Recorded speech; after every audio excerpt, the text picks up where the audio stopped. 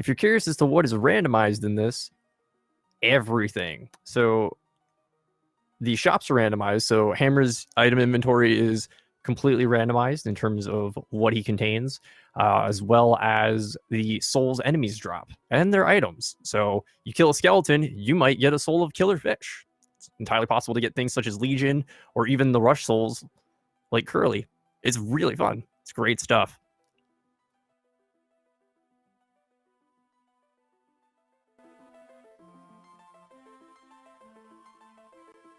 There we go. Looks like the audio is coming through now.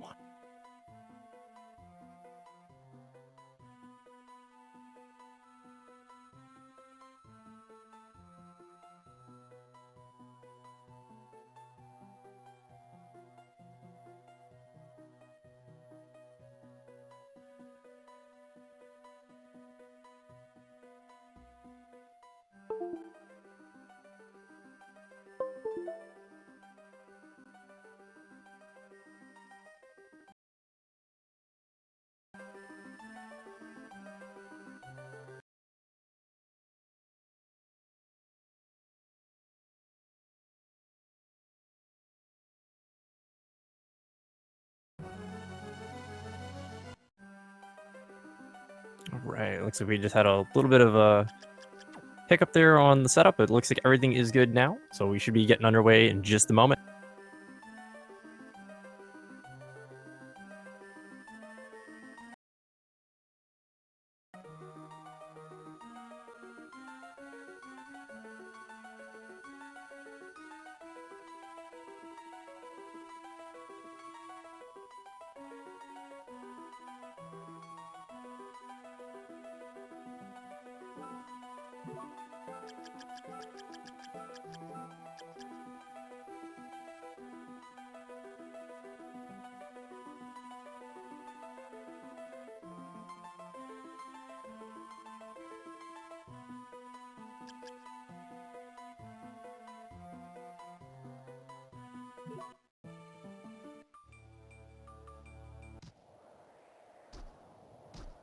And there we go.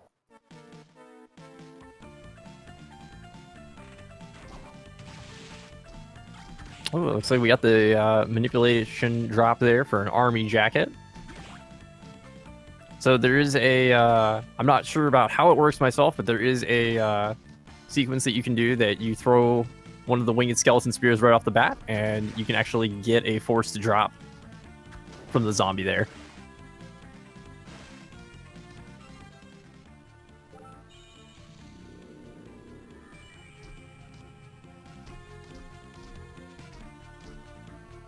Looks like Aeralis is opting to not go down and check the 2 items in the waterway. Oh, nope, they're just going up to get the cape first. Okay.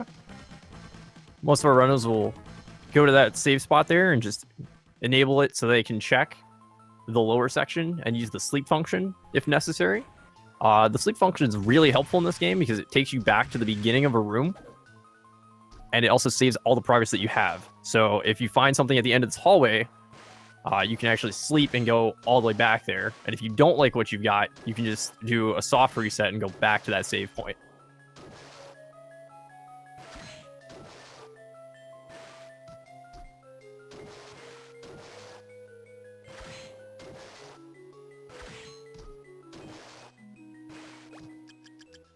Yep.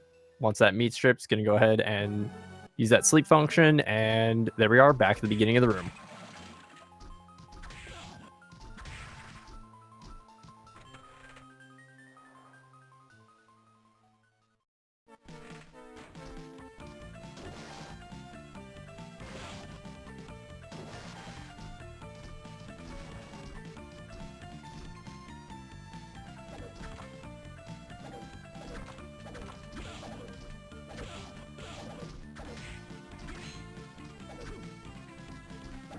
Looks like Mageius is swimming back, so I'm not sure if they didn't save beforehand, because you have to save to utilize that sleep function.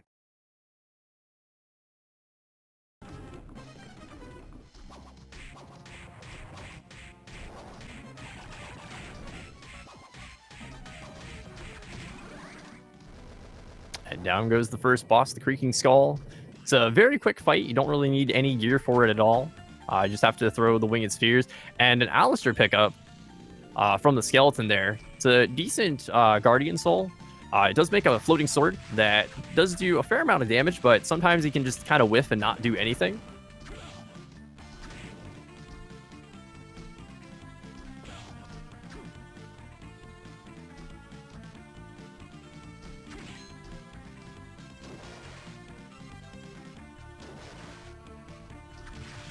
All right, we're going to see some form of progression here for Aeralis. It's going to be either a double jump, flying armor. Yep, there's our double jump. That was the last possible place that we could check, so got to get something. It's going to open up the next little bit of the area here.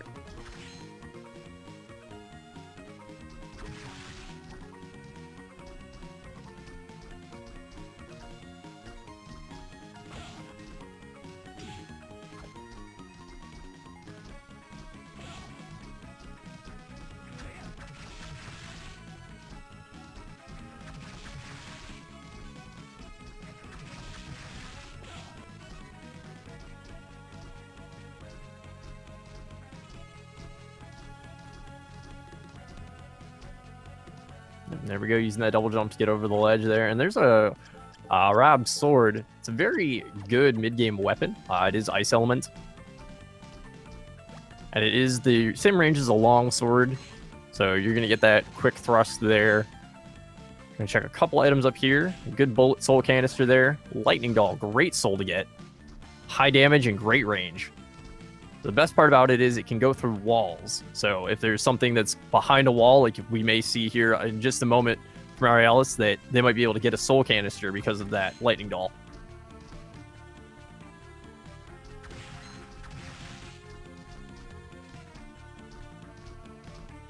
Nope, unfortunately no soul canister up there, so we won't see that.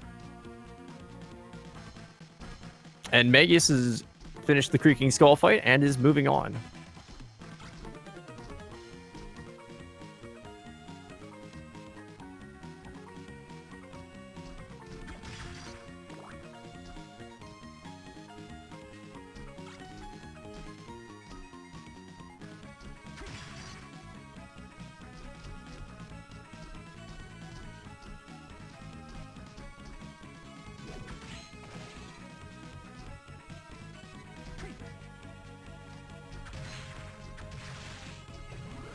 Oh, and a Legion drop from the bats. It's also a very good pickup. Good bullet soul. A little bit higher on MP, but does a fair amount of damage.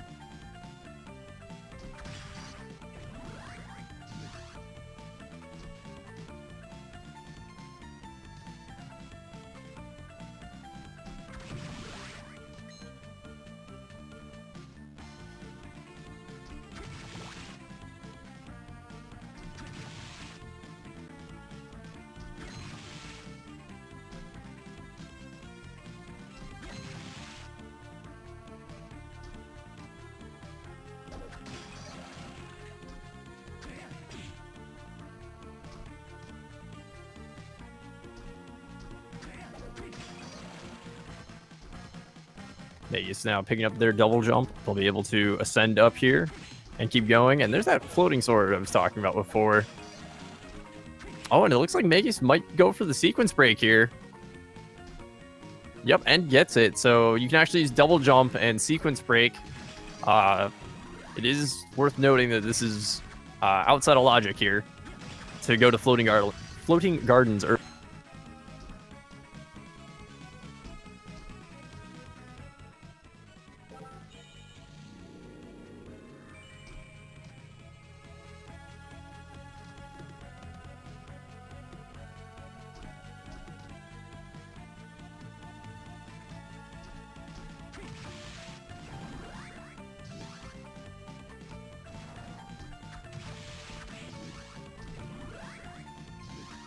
Maneater's another good one. If you're familiar with Super Metroid at all, it basically shoots a little blue-colored Rinka out. And that can go through walls as well. Let's see if Mageius finds anything interesting in the floating gardens. There are a total of 6 checks there. Ooh, and a Sherman ring pickup from Aeralis is really good. Once that's equipped, you'll be able to just gain experience by moving around. So that'll definitely help pad levels.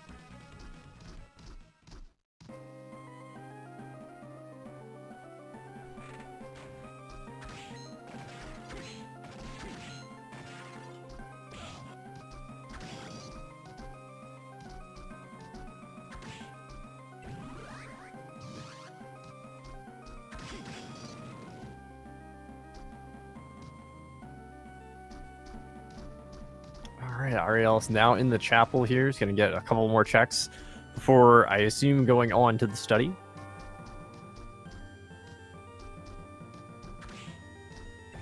Red Minotaur, one of the best bullet souls, in my opinion, in the game. Really high damage. Pretty much covers the entire screen with a giant axe, but takes a lot of MP to use. A black belt's also a great combative accessory. Ooh, and Mageius unfortunately taking a death to the cockatrice there.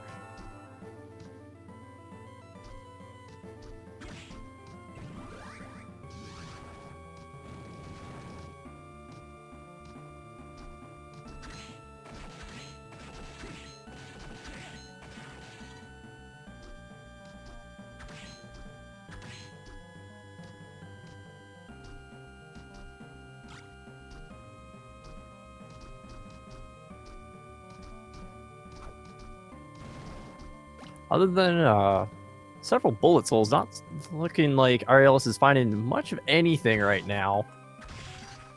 Which means our next piece of progression has to be in the study.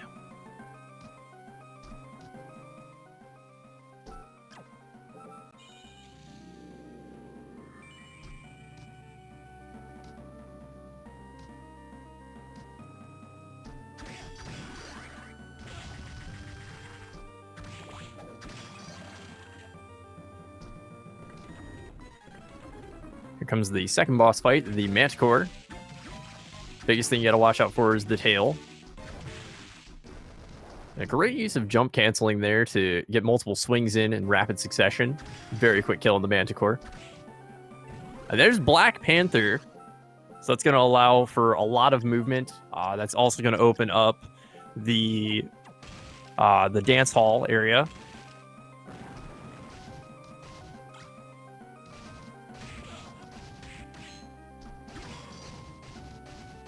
And also grab this check here above Manticore that is technically a sequence break with Black Panther because it's supposed to require flight, and it's just a skull key, which is a leftover remnant from the previous game on the Game Boy Advance.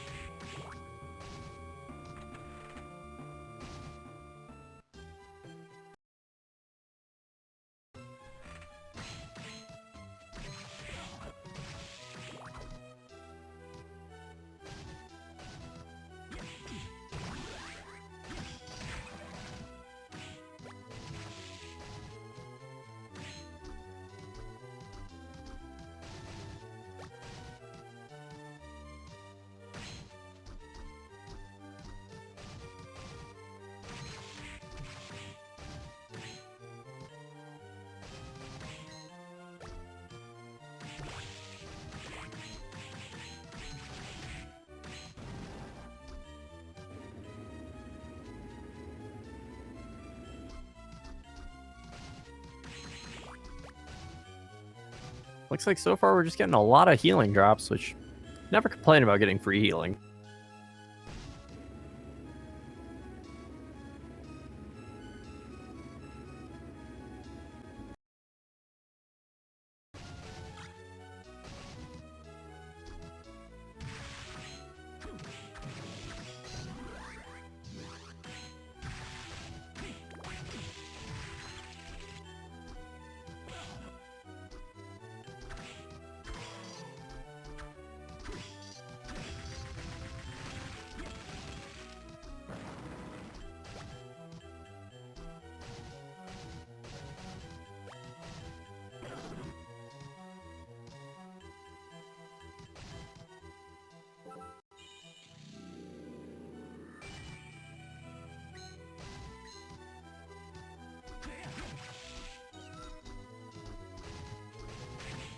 Thankfully, the slide slash bat locked item there, just a high mind up, so no big loss there for not having slide or giant bat.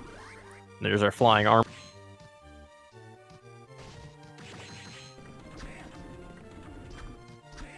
Aeralis just entered the backdash room that normally you require backdash for, but a quick series of jump slashes and moving backwards will do just the trick as well.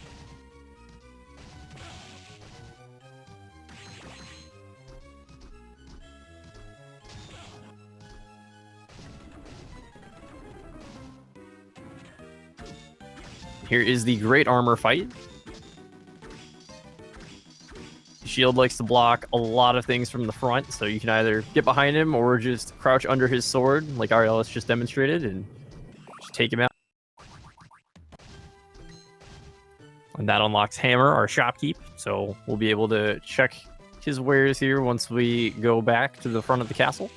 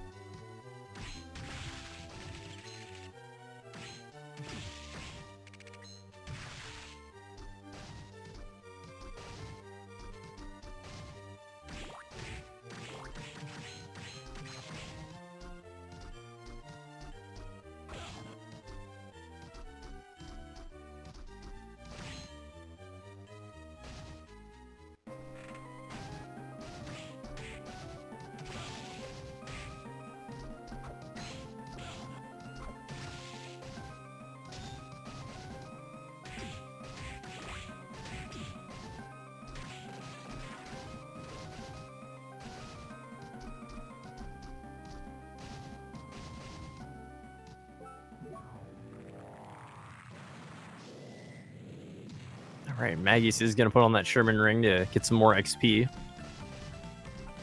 Ooh, and there's another movement type soul. And it looks like a great sword there. And there's our backdash.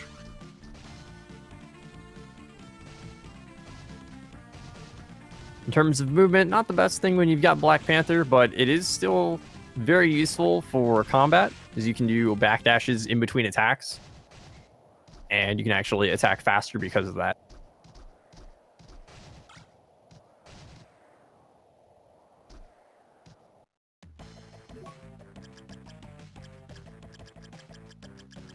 Okay, looks like we've got some decent things in the shop here. There's a Caldabog, as well as some tasty meat and potato pancakes.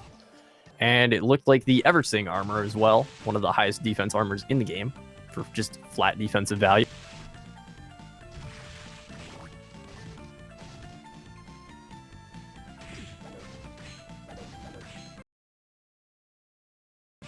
Mageius now over in the chapel here is going to pick up a couple souls up top.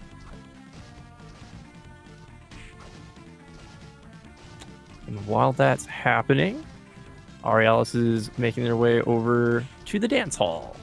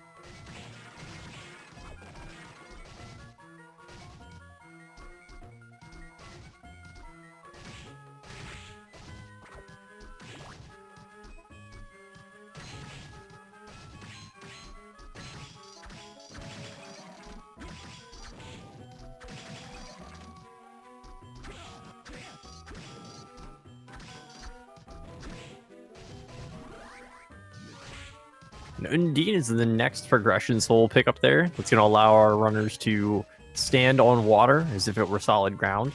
So it's going to allow them to access a couple of higher locations. Right now, that really opens up the only the merman spot down by the front of the castle.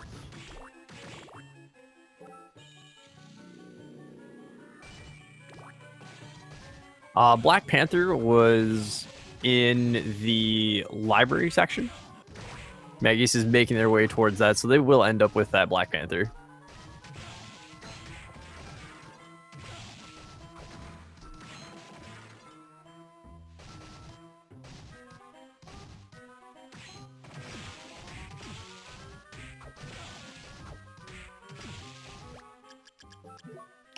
Yes, Simo.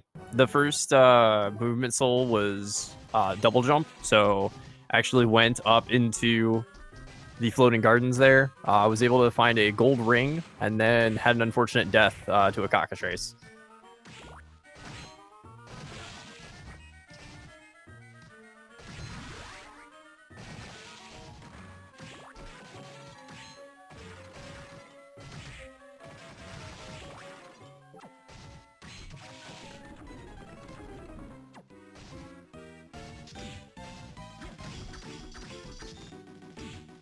And Ariel is taking on the Flesh Golem. Good strat. It's exactly what they're executing here, getting behind it and getting as many attacks in as possible.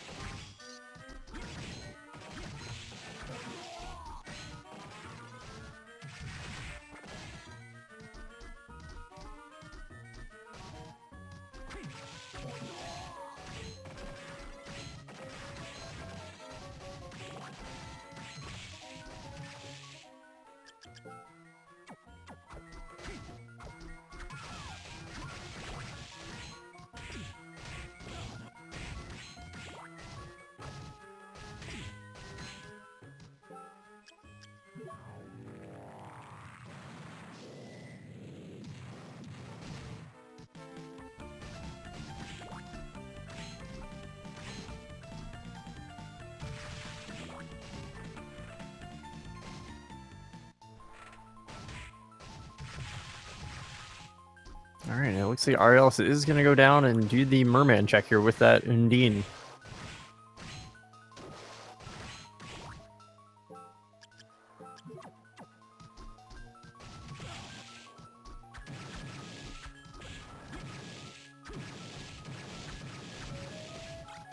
A Mistletoe. Good weapon there, Holy Sword.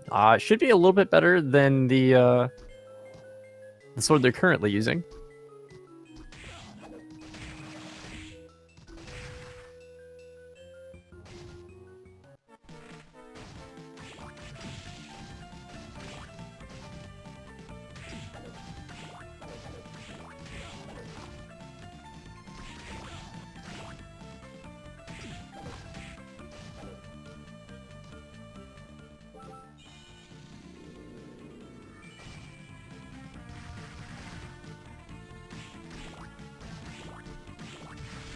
In this flag set, the weapon stats are not randomized. I believe that is something you can turn on with the randomizer. It's one of the codes that you can turn on.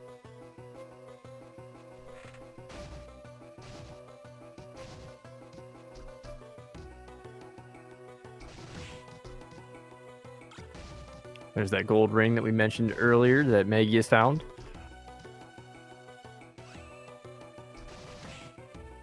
And welcome, SpeedGaming. Come join the party. This is the Castlevania Aria Randomizer Tournament.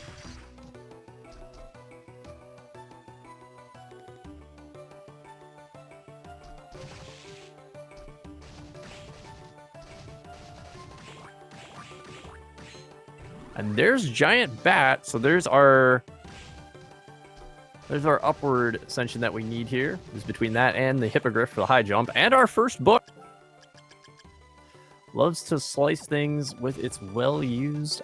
Can't say I'm familiar with that one. I'll have to actually check the bestiary.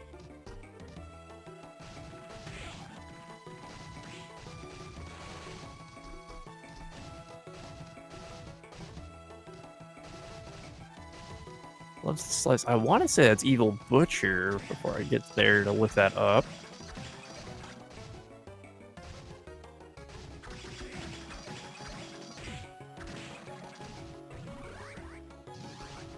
Yep, that is in fact Evil Butcher. Evil Butcher. So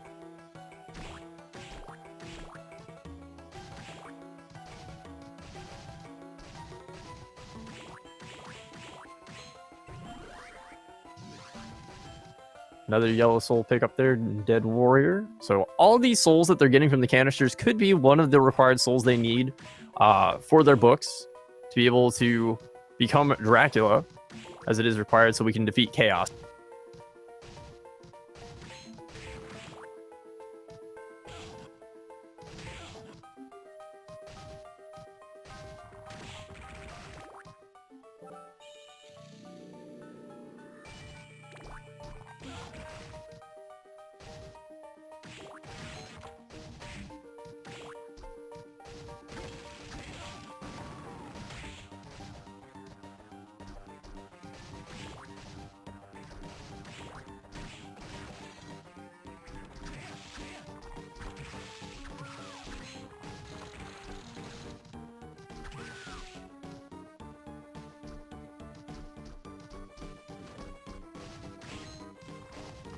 Ooh, and Demon's Mail.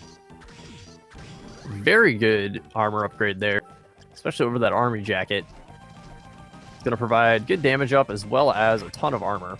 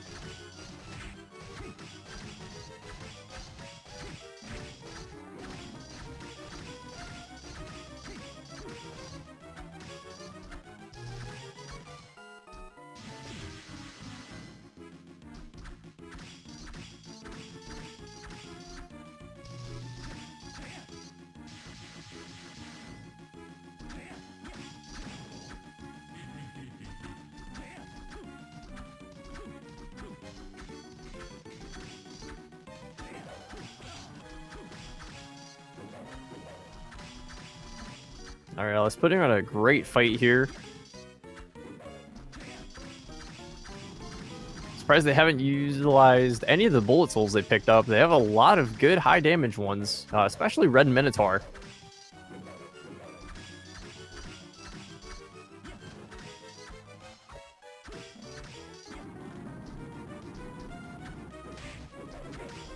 Could use some Black Panther to get the dodge.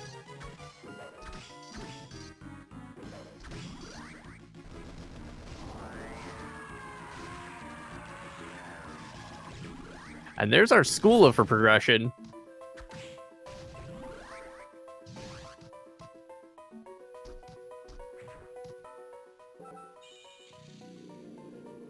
So with that, we almost have every area of the game unlocked. We're just needing a Rush Soul to get into the Forbidden area.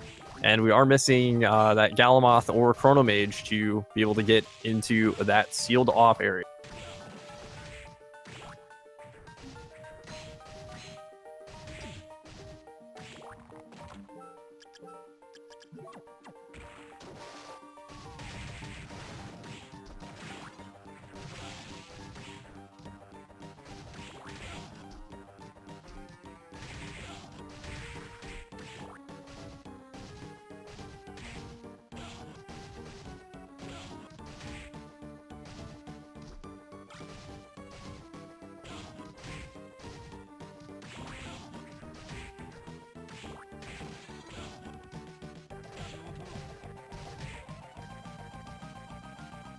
Unfortunately, not having slide is going to have to damage boost through the spikes here. I'll wait for one of the Medusas to take less damage, but has a ton of healing items from earlier. So this is not a problem at all. Oh no, don't sleep there. That's not going to do anything for you. You walked into the room. Oh, he loaded the save off of it. Okay. Actually, that is true. He does have Giant Bat, so Aeralis could use Giant Bat and actually just go under the spikes. That is very true.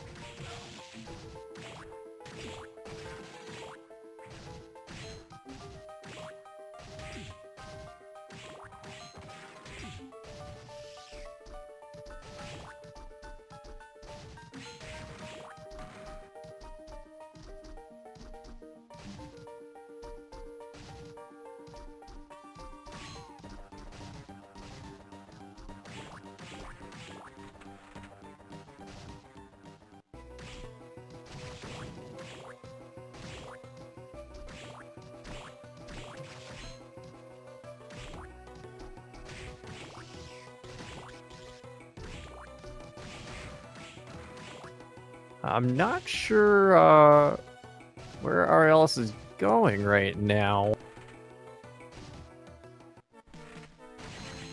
Unless they're going back here to enter... Okay. So they're going to enter the underground reservoir from this corridor rather than the other side.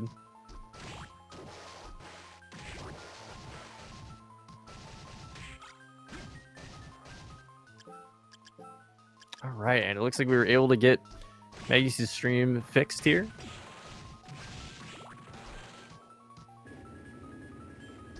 All right, so it looks like at this point has cleared the library. Did go through that and got the shop unlocked. Just got backdash.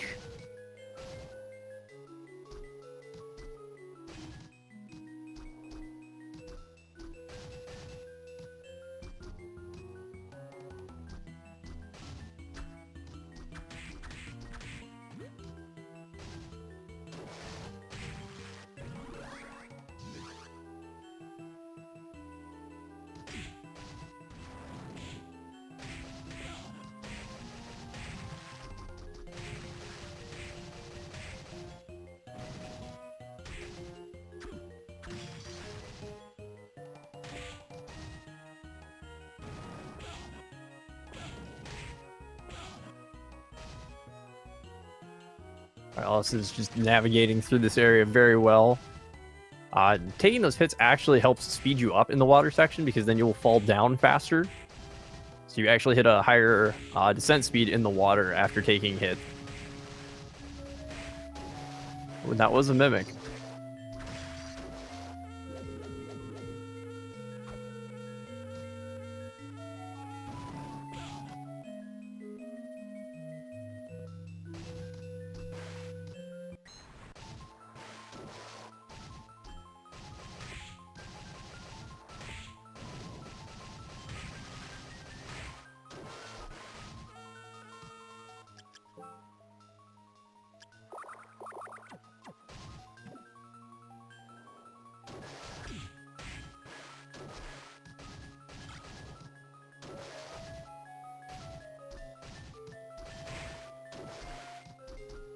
Okay, so Warhammer for our troubles, and it looks like some Durandal there.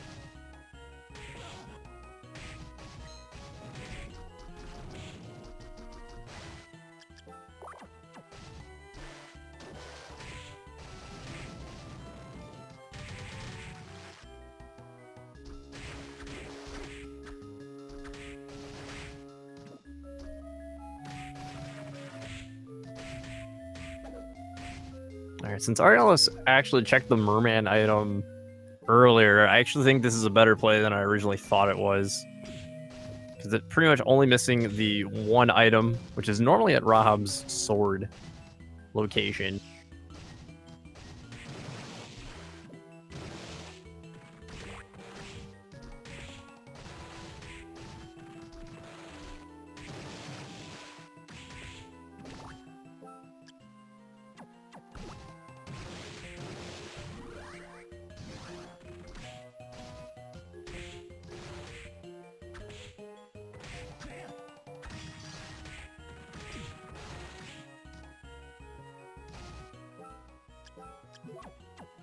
Very curious as to where Mageius is going right now as well. And there's our blue book.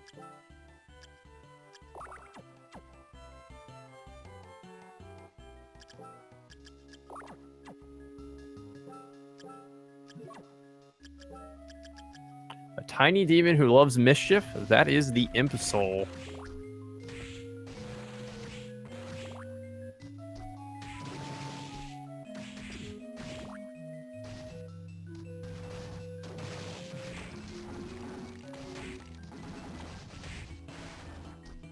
We definitely have that soul. No, we've seen that off of a drop. There's our slide.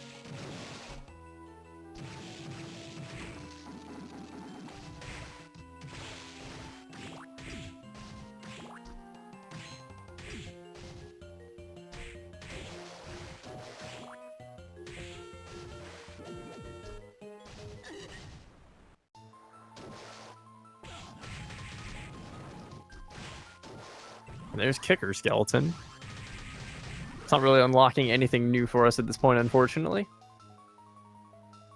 Ooh, I like this play. Going past to get that one check and then coming down here. I wonder if Aeralis is going to do Legion as well. Rune Ring is a great pickup here. Just going to give that increased MP regeneration.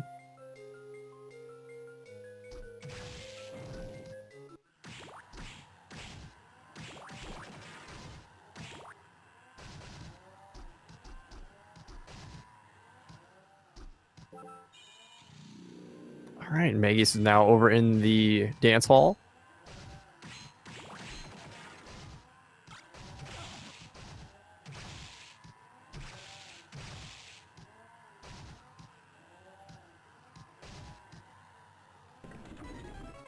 And we are going to see that Legion fight.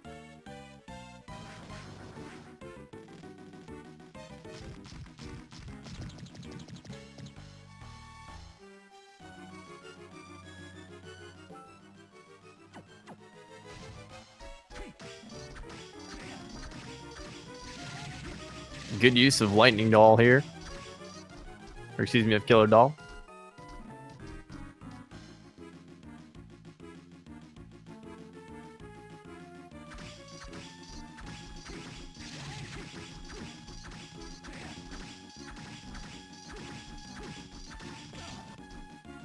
I can respect the not deboost.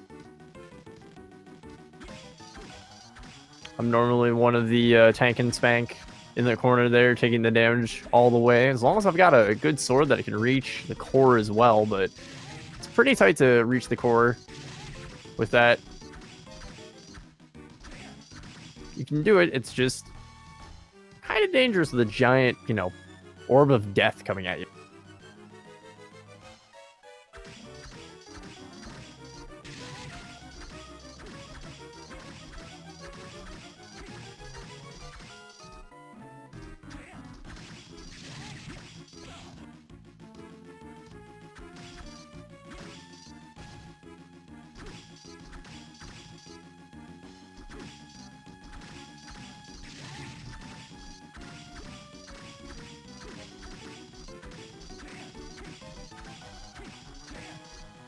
Should be getting pretty close to one of those pieces here coming off pretty soon.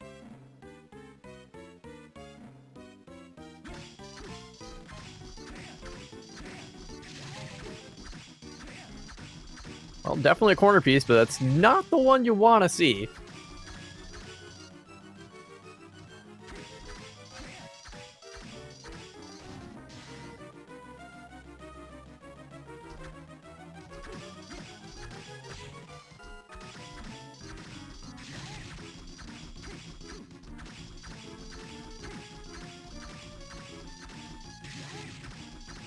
Well, with all the pieces of the core off, we're probably going to see another Moffus soul drop off the Legion here, but that being said, now it's going to throw itself around the room.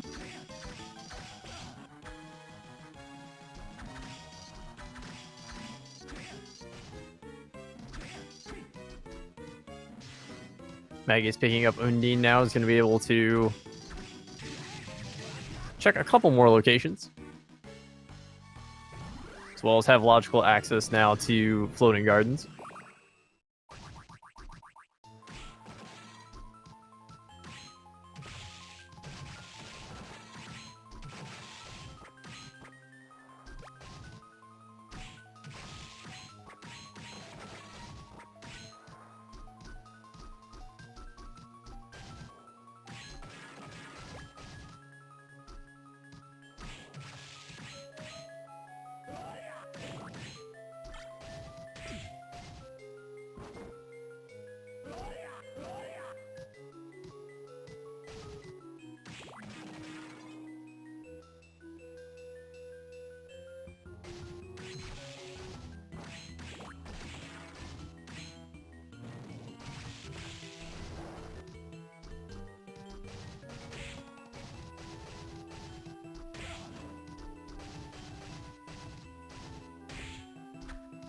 I must have blinked because I don't remember seeing Aeralis go into the long hallway with all of the upgraded fleetmen.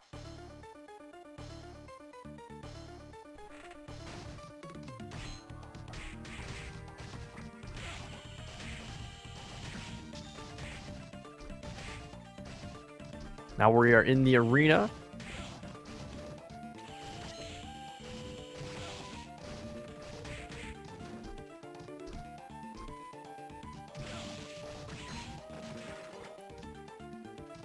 It's usually never worth guessing unless you're extremely confident. Especially when it comes to the souls, because you do have to do the first phase of the fight there to confirm if you actually got it.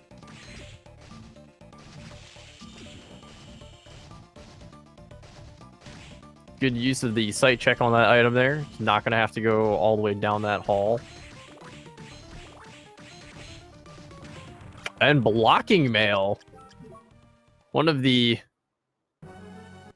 best armors in the game, just for the fact that it can completely ignore damage.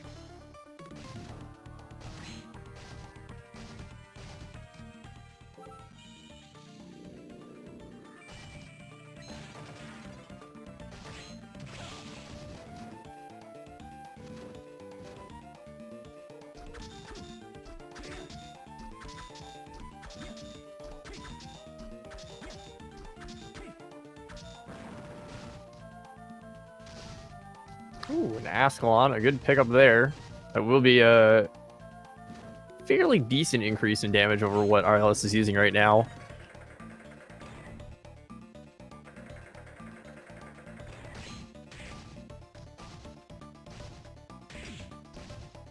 Aeralis is going to put on the giant bat here and skip the Dance Dance Revolution room. And a yellow soul for the trouble. Gargoyle. Okay. It's not a bad one to have.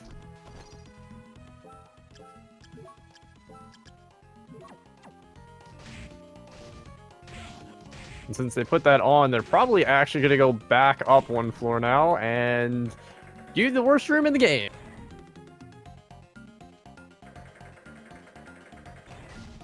Nope, they're going to go save first just in case.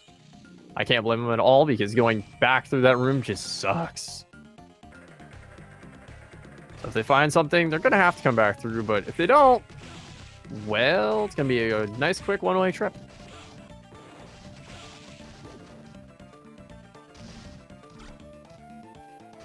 Nope, they're just going to go back out. Okay.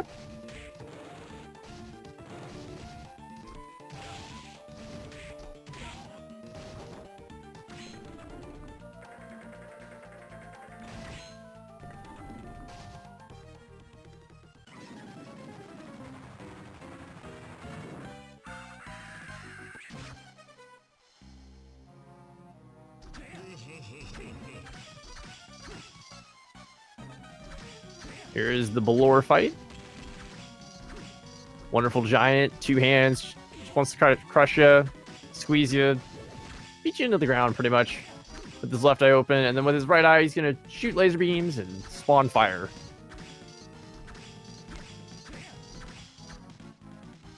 I guess in a way, someone might say boil them, mash them, stick them in a stew.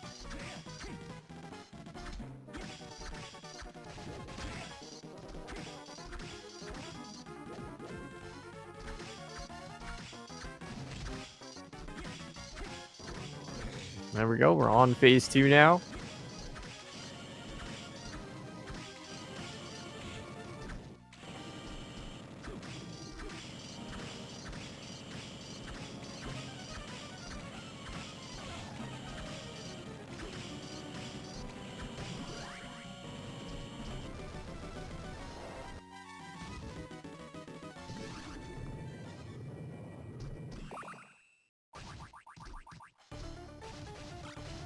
And an Istock for Aeralis' trouble there.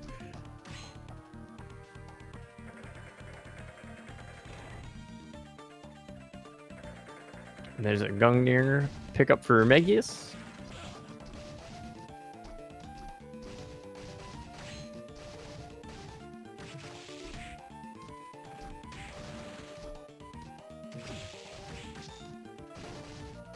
Hoping at some point we'll get to see that red Minotaur, because I do love that giant axe.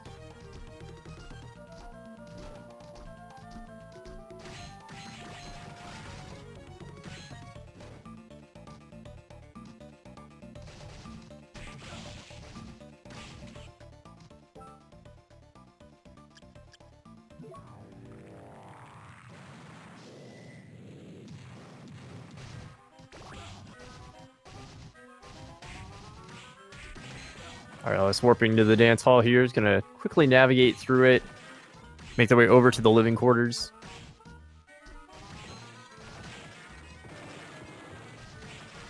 That is correct. There has not been a Rush Soul scene yet. So that access to the forbidden area is still eluding us. And Death's Sickle is a wonderful pickup.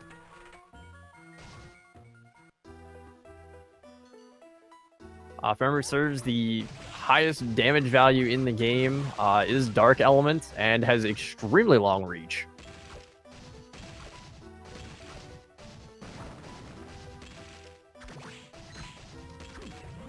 And there's our Evil Butcher, so we do have 2 of the 3 souls now that are required and confirmed by books.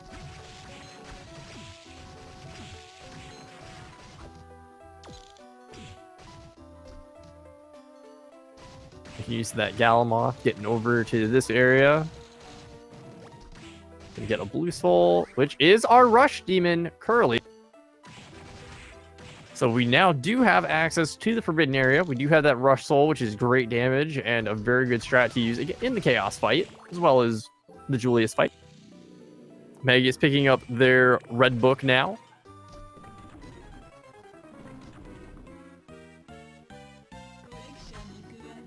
So after this, there's only a couple more locations that we can check in the living quarters, but other than that, we've got the Forbidden Area as well as the top floor left unexplored.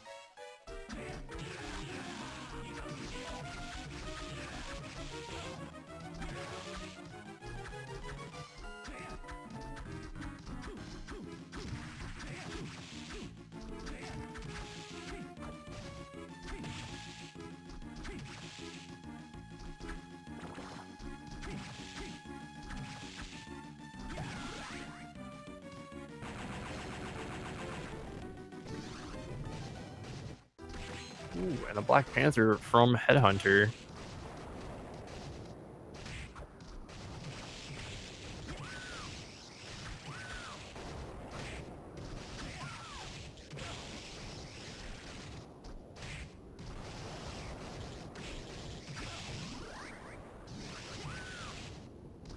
And there's a silver gun. Maybe we'll see some memes later.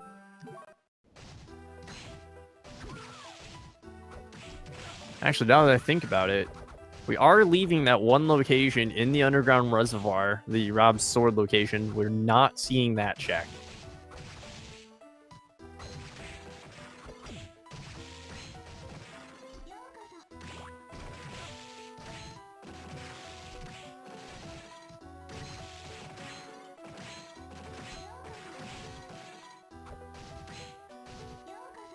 And there's our regular handgun.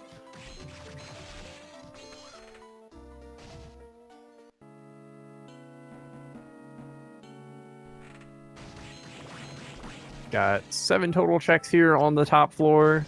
One of them could possibly be our book.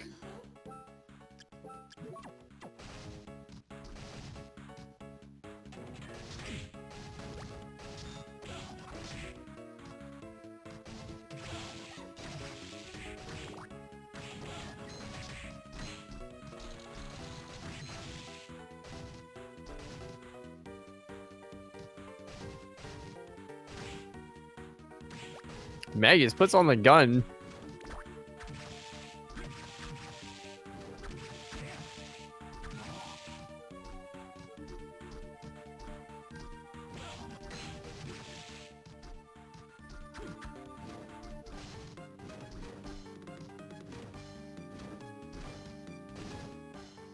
Good use of that room there to reset the enemy's positions.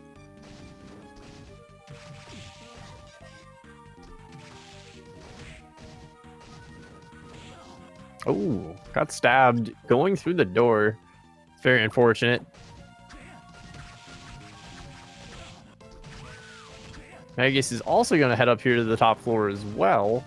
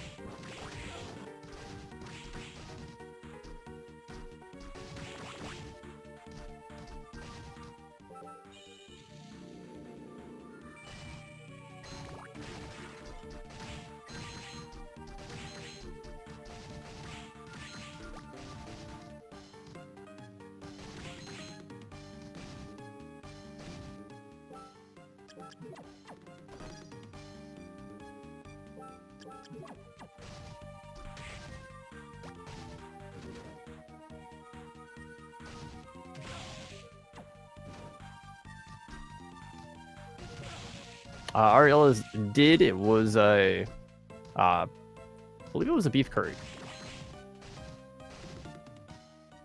Either that or it was tasty meat. One of the two. It was a food item.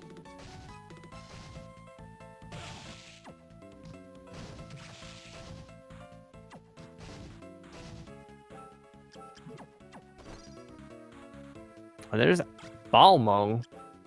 Another good damage pickup there.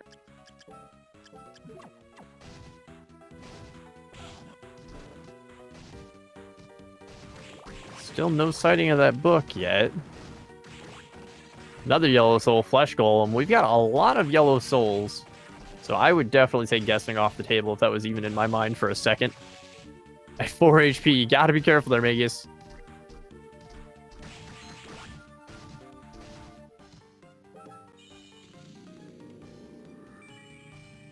Checking the map here. Gotta head down towards that forbidden area. You've got a couple of checks around that waterfall as well that you haven't seen, and it is possible that it could be at the Rob Sword location in the underground reservoir. So we have not seen that yet. It looks like Aeralis is going to go back to shop. Maybe check that from the front.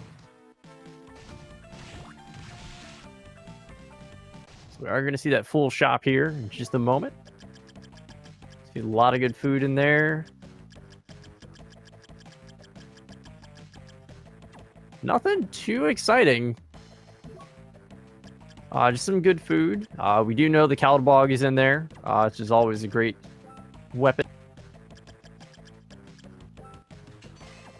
But we do have higher damage in the Balmung, as well as higher reach. But it is a quicker blade, so... Checking that map again, deciding where to go. Alright, looks like we're going to go to the arena and go backwards.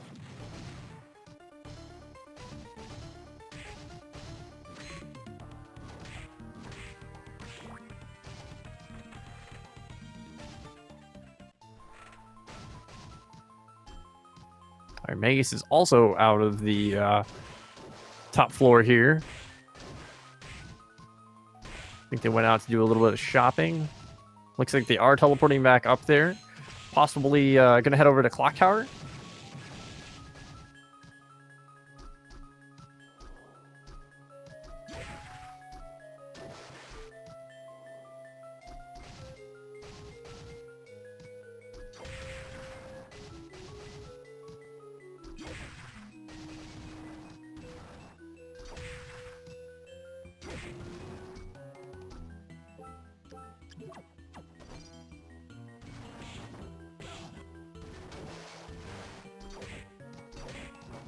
That merman taking a good fireball shot there, knocking Aeralis back down.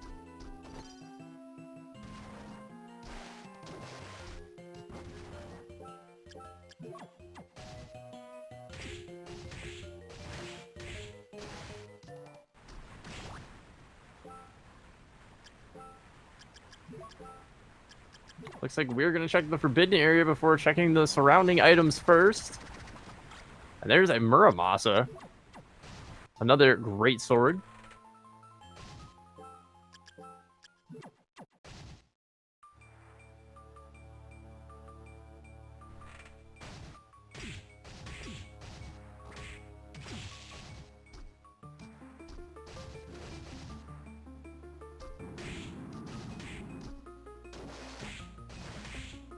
All right, looks like Mageius is going to make his way over there to Death in the clock tower.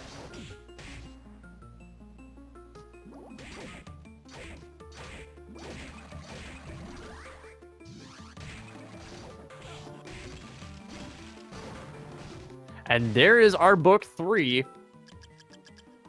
A man-like figure built from the body.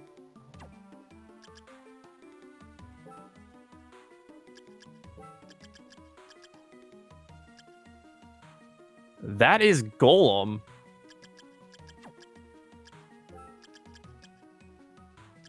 And we do not have that.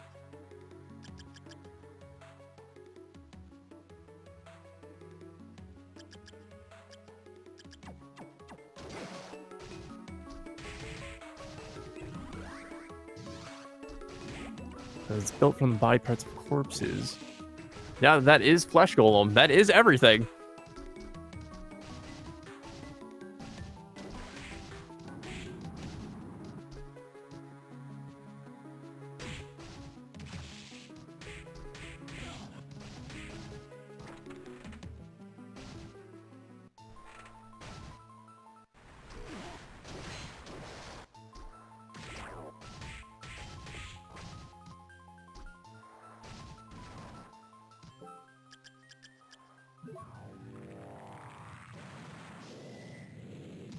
Not going to stop, do any type of selling or any final shops. We're just going to go right to the top.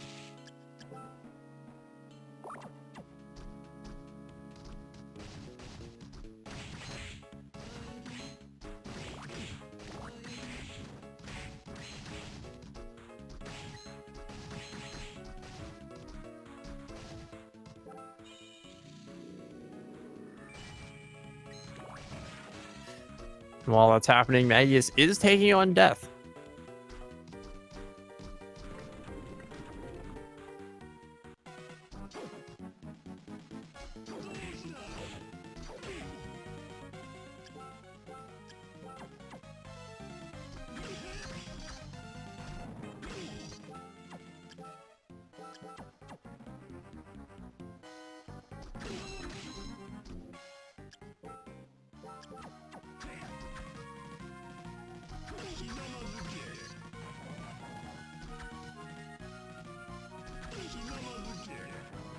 This fight has two phases for the first part, and before he takes his second form, which he's currently giving you a great example of. He can shoot these wonderful thick lava balls out in either a pair of 2, or when yelling at you, shoot 5. And then he can also shoot out a set of, I believe it's 5 fireballs. Might be 3. No, it's 3.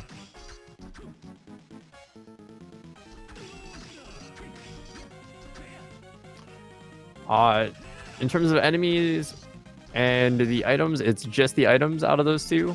Their drops are also randomized, including the souls, and the shops are also randomized.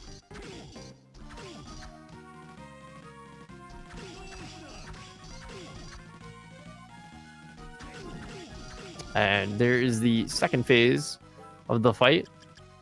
It's just kind of a good signal to make sure that you get the correct souls on here.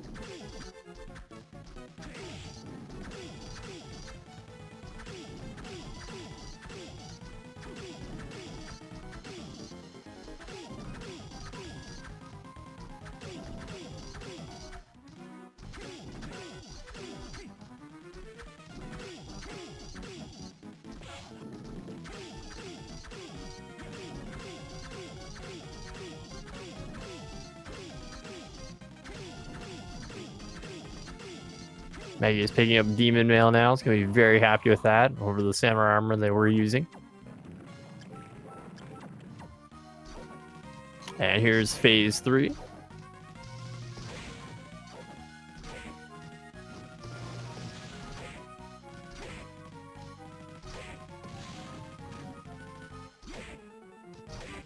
It was Flesh Golem. Flesh Golem was the... should have been the correct one.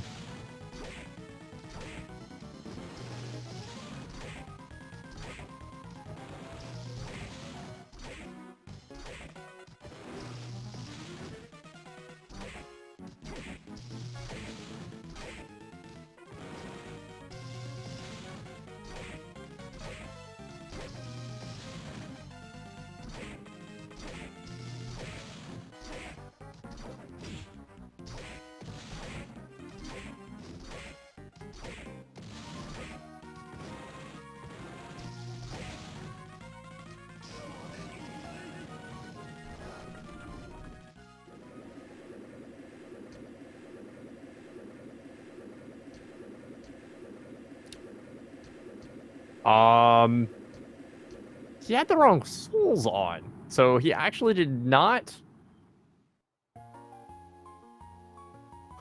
He did not get the correct text there from Graham. Actually missed that because he went through too quick. He's going to check the books again. So we'll get to confirm a man-like figure... which is Golem. A man-like figure... Well, that's molded. Hold up. It says built?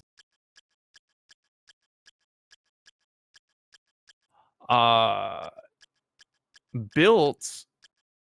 That should be Flesh Golem. Man-like figure built from the body parts of corpses. That should be Flesh Golem.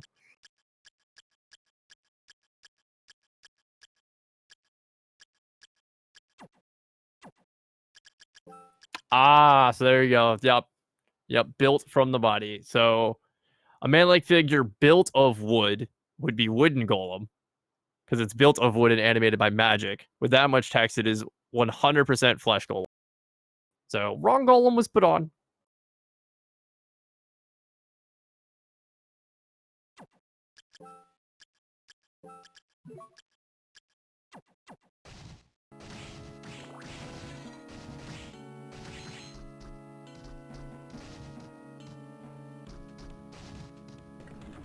Yeah, the key text here is the word after built. It's either of or from, because they both start with a man-like figure built.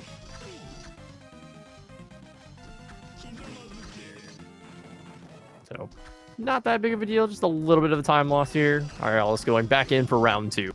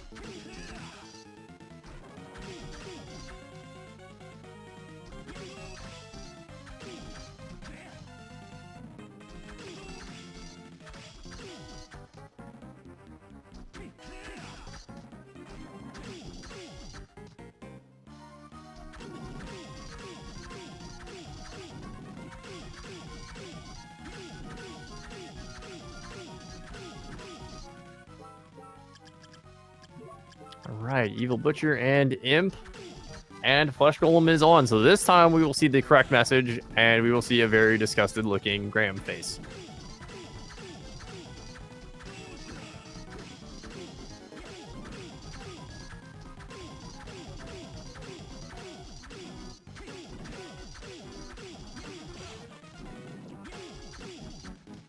There we go.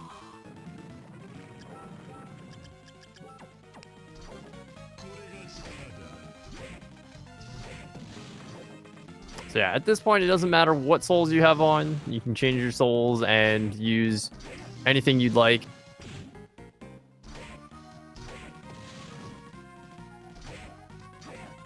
While this is going on, Mageius is navigating the Spike Gauntlet.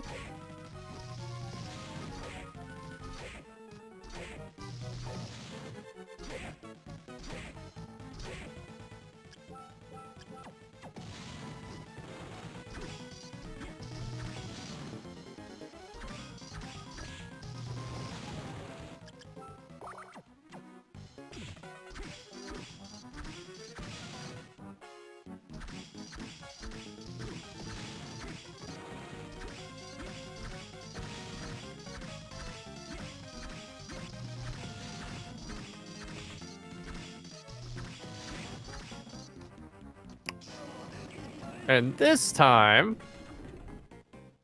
There we go. That's the correct positioning. Everything's great. Everything's okay. Crisis averted. We're Dracula. It's cool, guys. Hippogriff was behind Graham all along. Terrible place for it, but it's fine. I mean, spoilers, we're Dracula.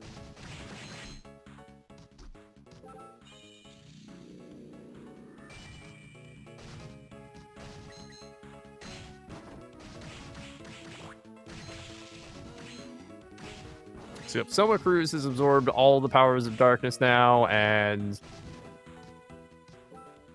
he realizes, oh yeah, I'm Dracula. I don't want to be evil. So he's gonna go fight against it.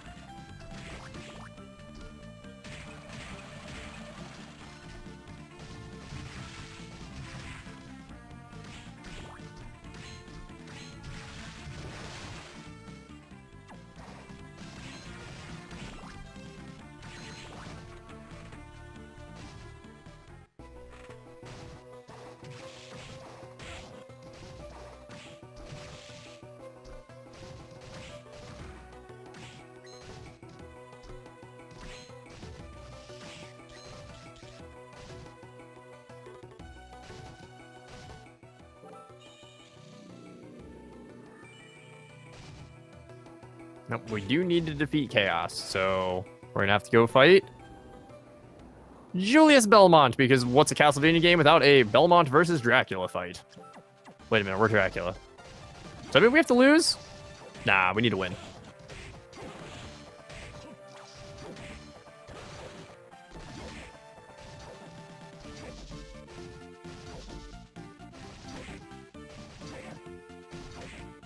Pretty good use of Black Panther here to get some nice dash jumps. I can say I've not seen this before, especially with the long reach of the Balmung, but this is actually looks fairly effective. We're getting damage in. We're not really taking any damage, so I count that as a good strat.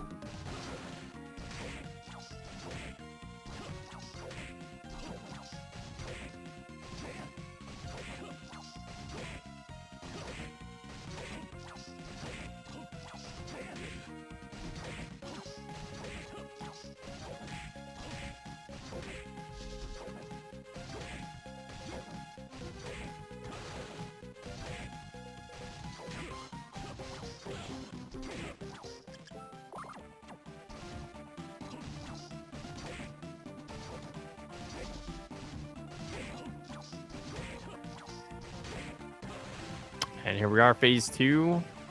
Gets things kicked off with the Grand Cross.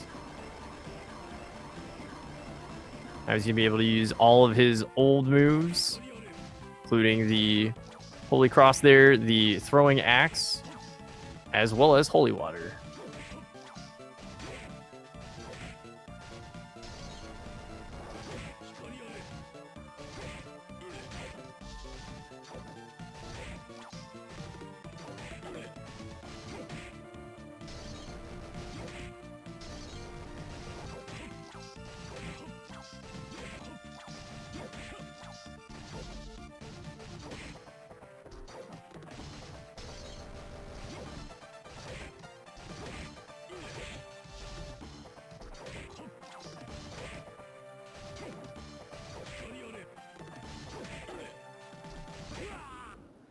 And there we go. So we're done with Julius. We're going to head into the Chaotic Realm.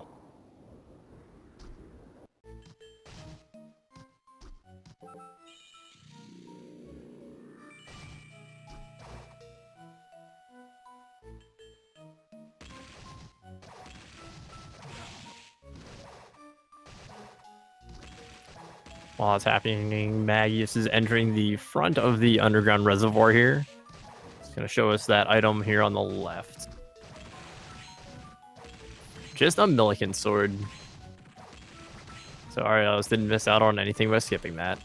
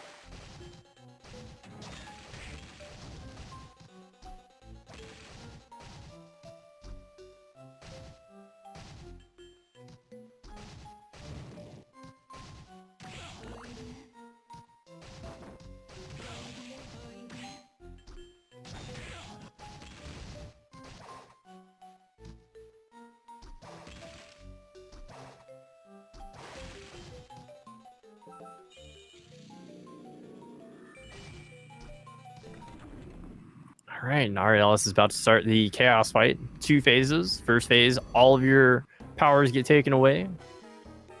So all of your Bullet, Guardian, and I actually cannot remember the name of the third type of soul, but your passive souls there, they're all going to get pulled away. You have to deal with these triple crystal shot, the dragon roaring across your screen, and a giant seal that does nothing but drain your MP. Once you break those, you'll get access to those souls again.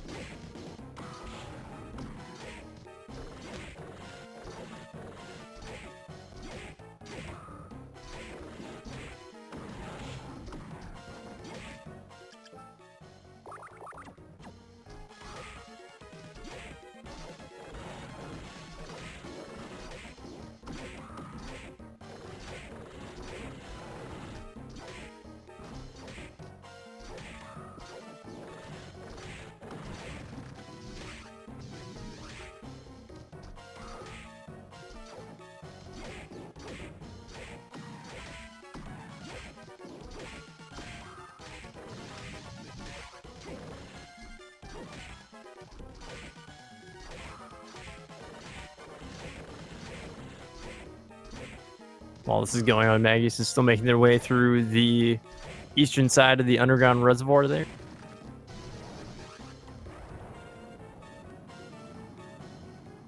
And phase 1 of Chaos is done. Now phase 2, which is where you fight the core of Chaos.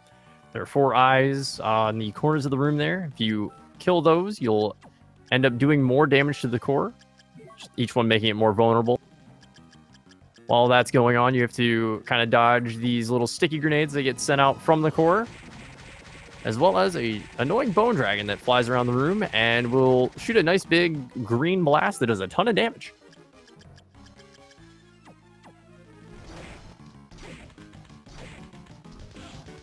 And there's always spikes, because what boss isn't complete without annoying spikes, am I right?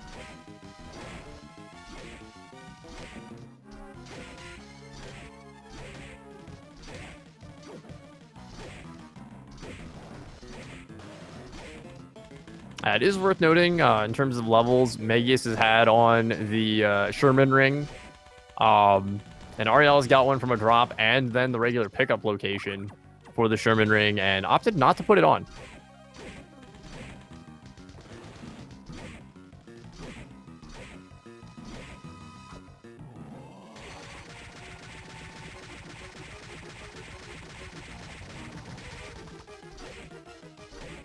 Making good use of MP management here for the Curly to take out the eyes. 27, that's a bit more reasonable here.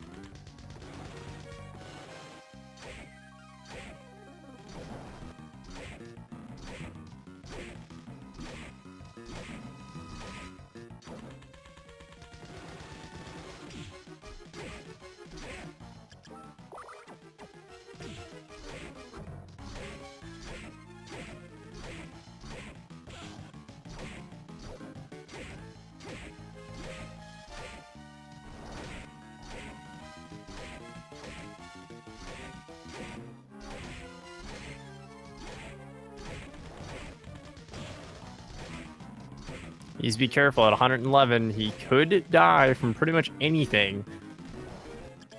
As I say that, and the dragon is going to attack. Yep. Only taking 94 from the orb there. That's actually very low damage. Kind of surprised.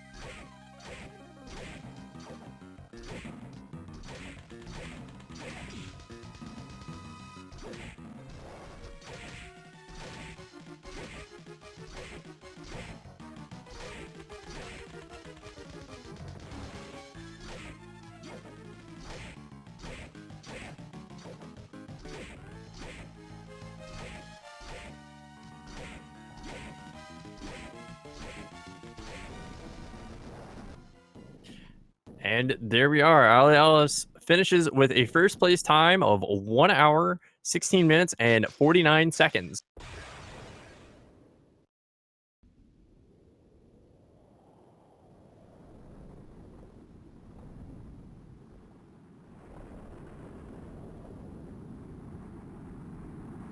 Mageius finding the blue book here. Doesn't yet have a slide, so has to wait for the MP to come back for Bat to be able to progress forward.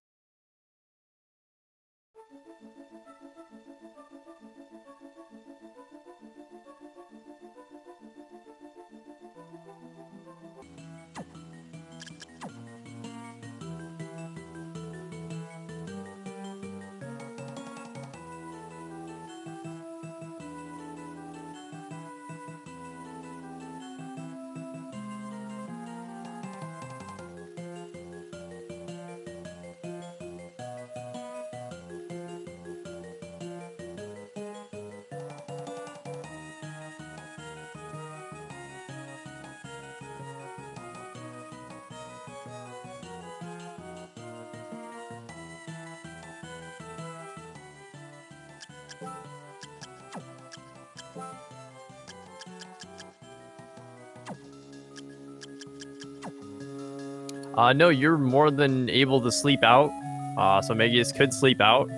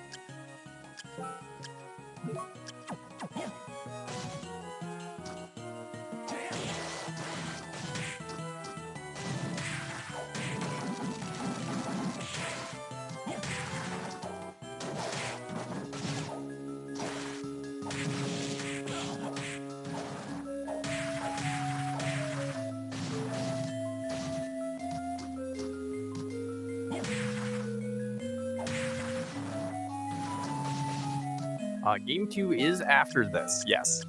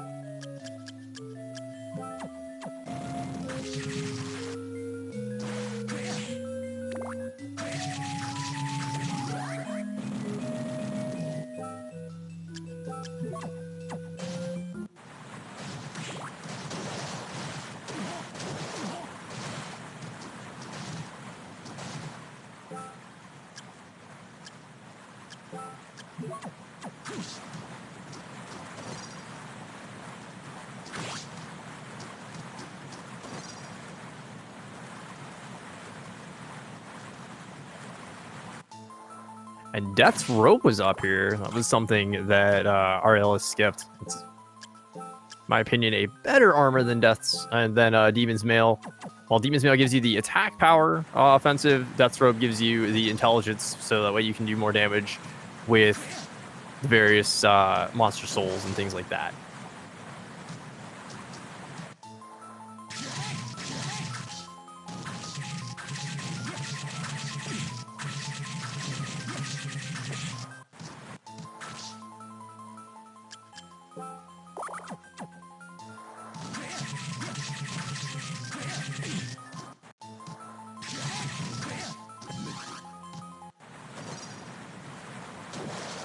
That's also where the imp canister was, so that's good to know.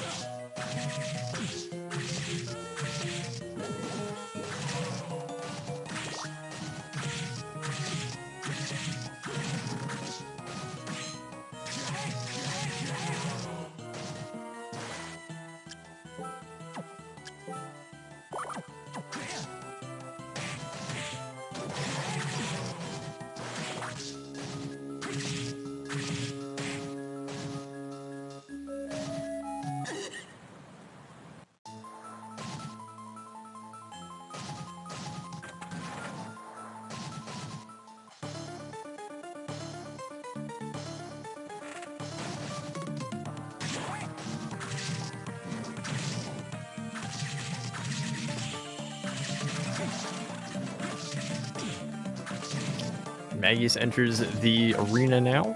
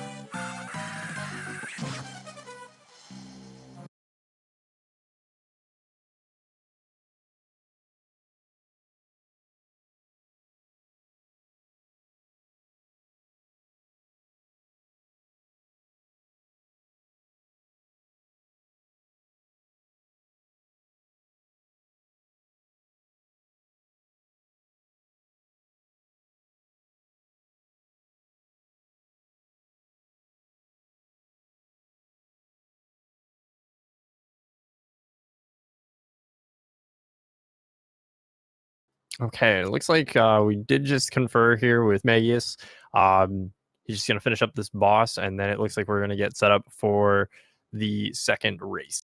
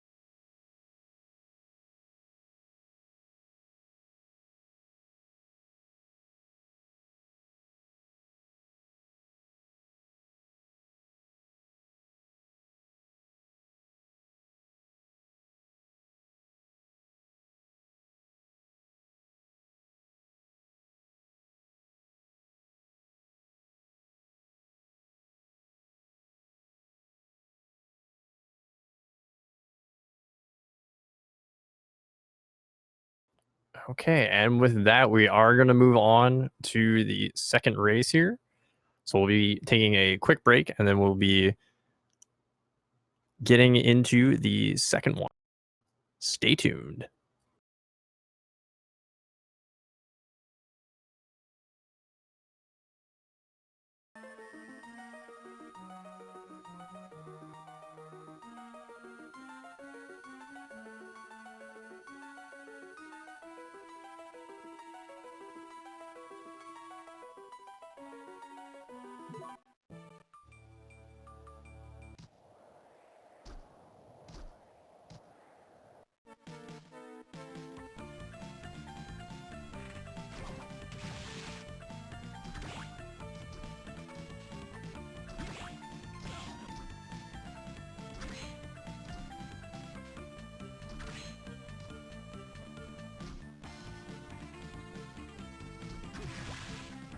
Right, an early uncurse potion and an anti-venom. Nothing exciting at all.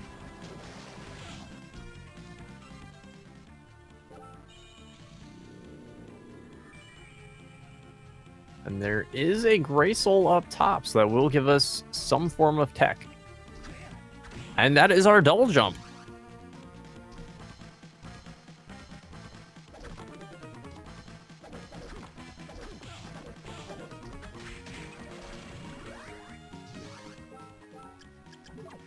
Merman Soul is a pretty nice pickup, and a Mistlane drop from the skeleton. That's going to be a nice damage increase. So Aeralis pushing forward, heading to the Creaking Skull boss, while Mageius is going to check the 2 items underground here. Mistlane making quick work of the Creaking Skull, as it is vulnerable to Holy.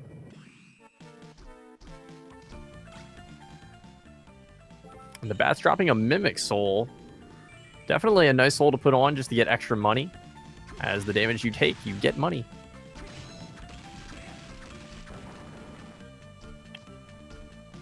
Alright, let's finding another anti-venom there. Not wanting that, and Maggie is finding a battle axe.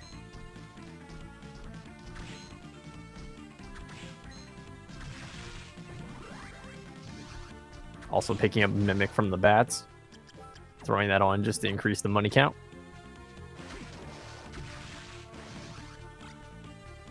Will they do an early sequence break? No, they will not. Okay. They're just going to walk out of the room.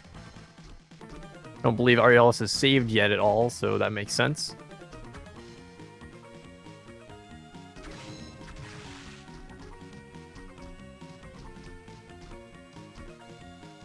Still not saving. Just going to keep progressing on.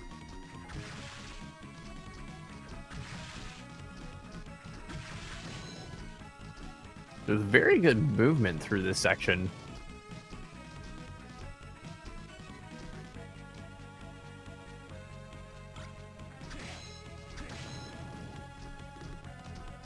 So other than drops, Mophis, our double jump, is really the only big find early so far.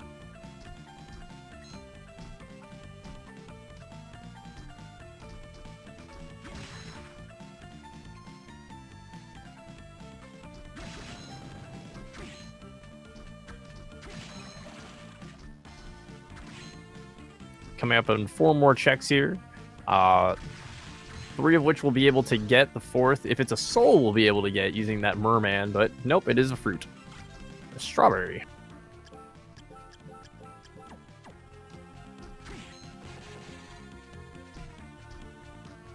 And Mageius also getting the Mistlane drop. Very good pickup. And Tiny Devil's also another great bullet soul to get abilities beyond the walls.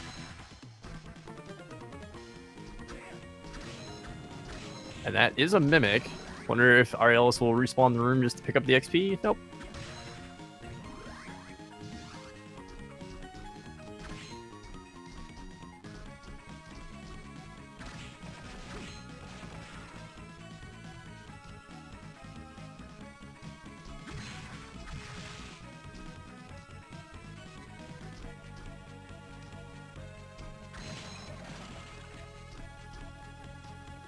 Maggie is also making pretty quick work of the Creaking Skull here.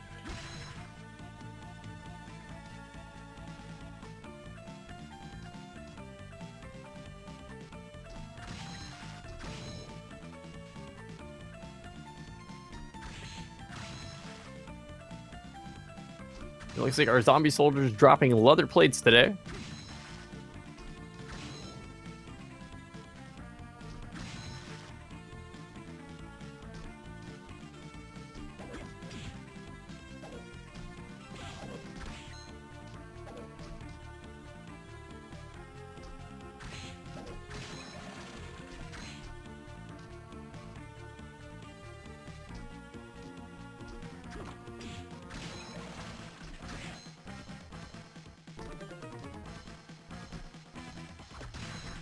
It looks like Mageius is going to sequence break again, potentially going up to the floating gardens.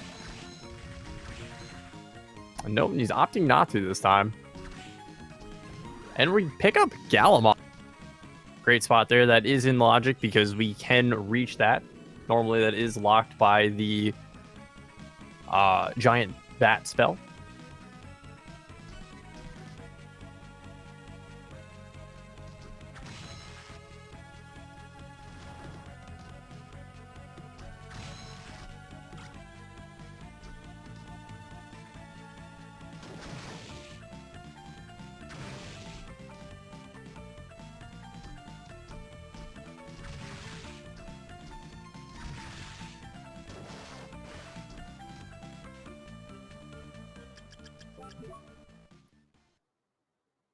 Gonna sleep here just so that way he can go up. Oh, and he accidentally loaded the same save. Was trying to quickly press up there to load back at the save point.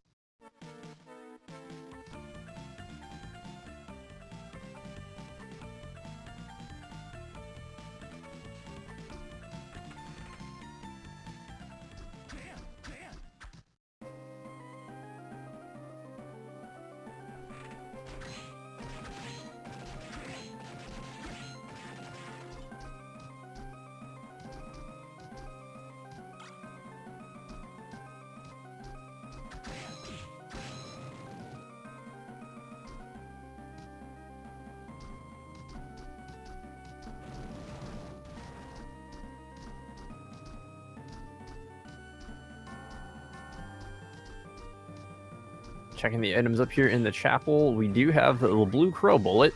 Again, another fairly decent bullet soul to get through wall.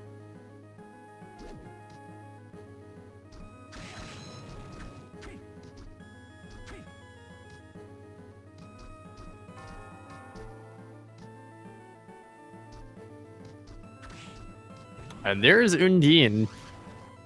Again, also a fairly early pickup, possibly leading us towards the floating gardens, so maybe something there to pay off.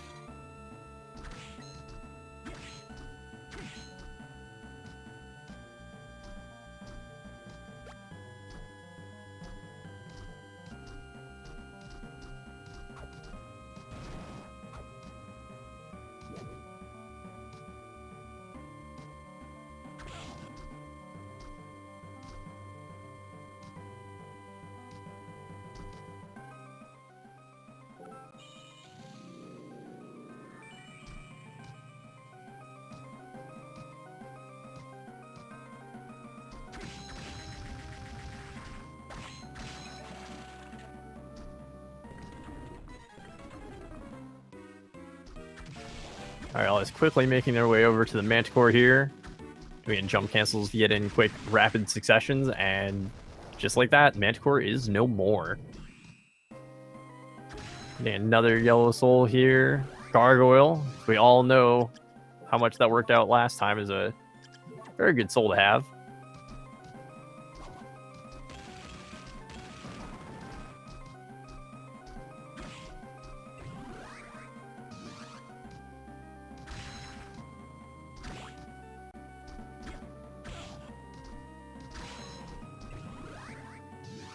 Ariel is getting fairly good soul drops off of enemies as well.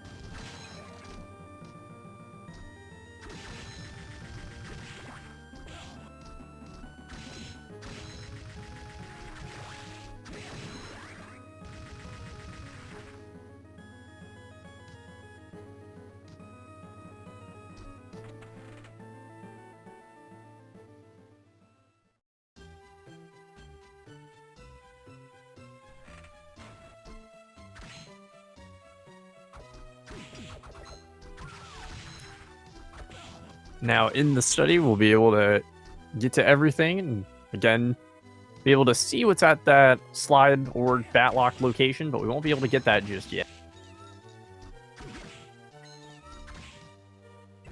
And I am quickly proven wrong. Thank you, Commentator's Curse. There's our slide.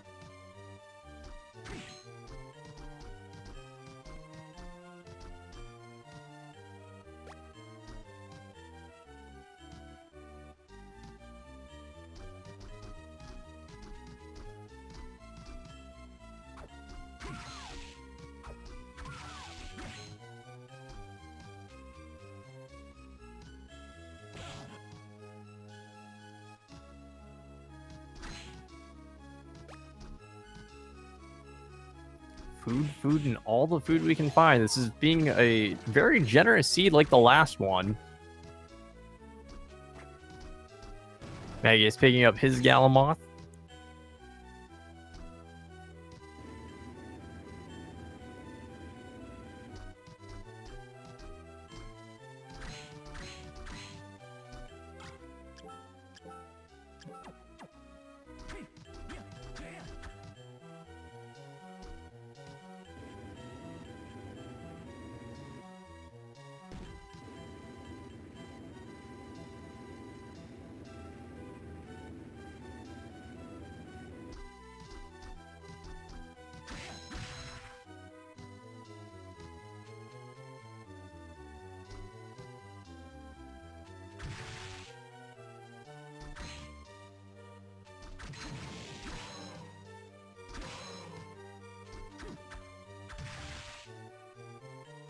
Alright, we're going to keep those items and make our way back. Aeralis pushing on. Gonna find 2 more items up here.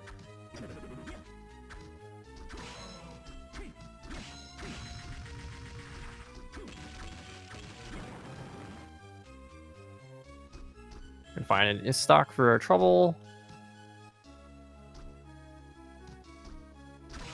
And some more spoiled milk that we're not going to take. And welcome, SpeedGaming Portugal, with that raid to the Castlevania Aria Randomizer tournament.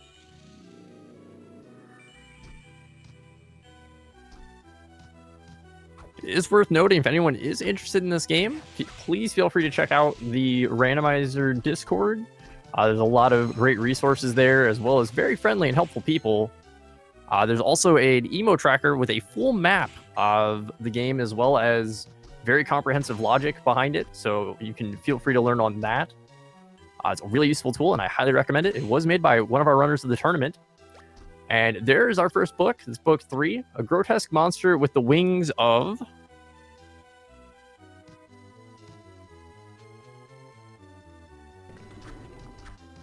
that would be Gargoyle, and we do have that soul, so we are 1/3 of the way in go mode.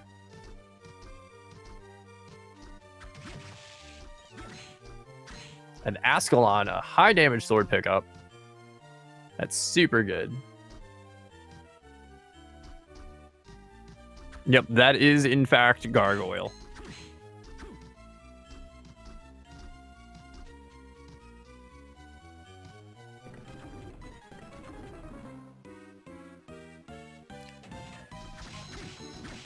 We're on the Great Armor fight. Afterwards, we will unlock Hammer, our friendly neighborhood shopkeep. While that's happening, Mageius is clearing out the top area here of the chapel.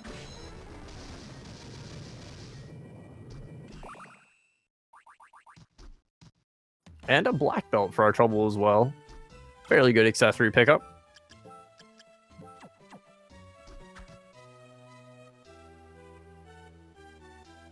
Mageius picking up their Undine.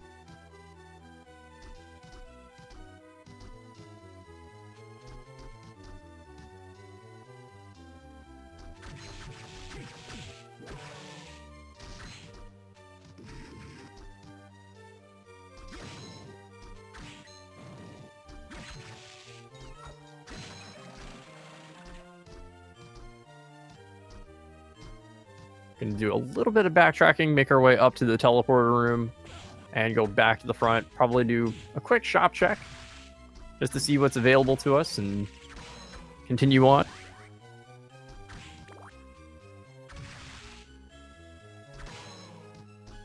Right now, the only thing that we've got open is the floating gardens, so that is the next logical play. Unless they find something at the merman spot.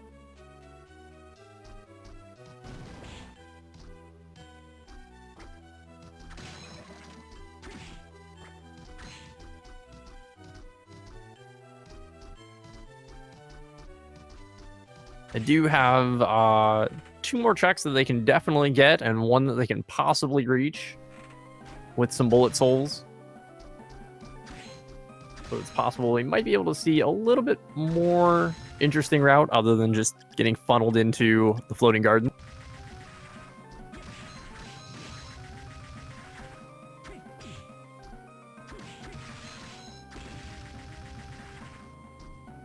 Mageius is now entering the Manticore fight, and we get a room high 5 here.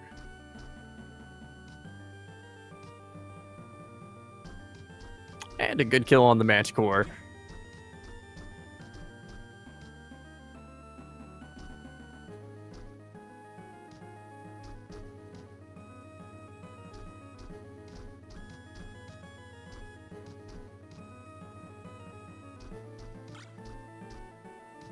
Good pickup in the steel plate there. We also picked up the armor of fire earlier.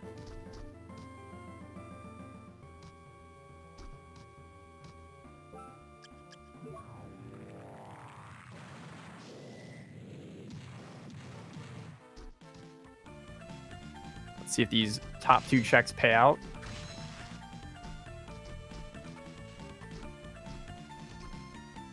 Take a tea or coffee.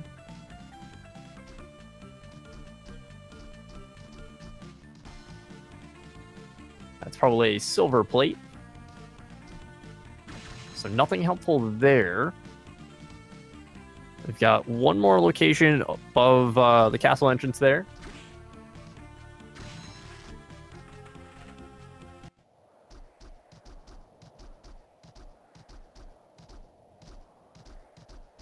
In an army jacket. So it looks like we are going to be going over to the floating gardens once we check the mermaid room.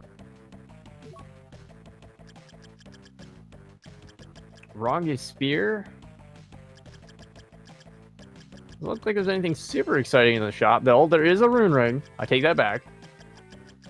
Those more runners already have a mist lane, so doesn't look like we'll be seeing any purchases just yet.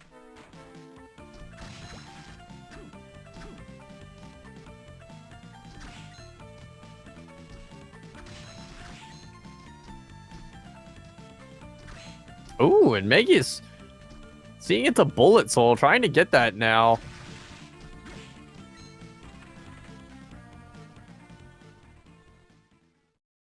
Pretty sure with a different soul, he will be able to hit that. Looks like Aeralis is going to go down and check this area that they skipped earlier.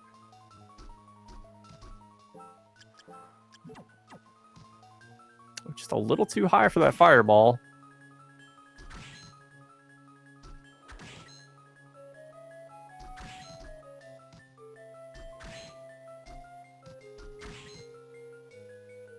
That time got it, and it's a slime.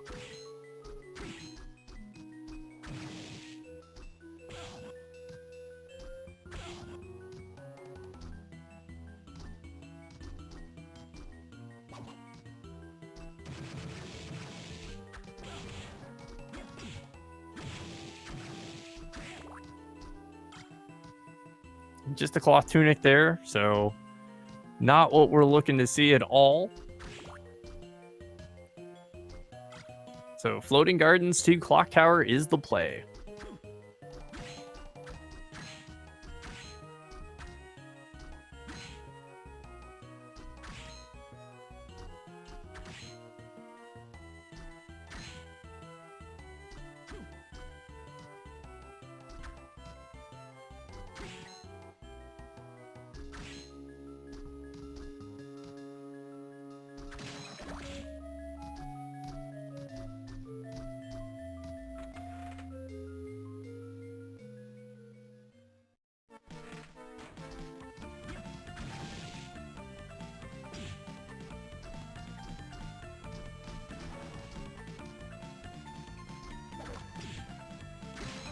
Mageius now entering the study is gonna pick up a nice bundle of things in here, including book 3, that yellow book, finding out that, yep, we got that gargoyle earlier. Very happy about that. Be able to pick up Galamoth as well as Undine and Slide.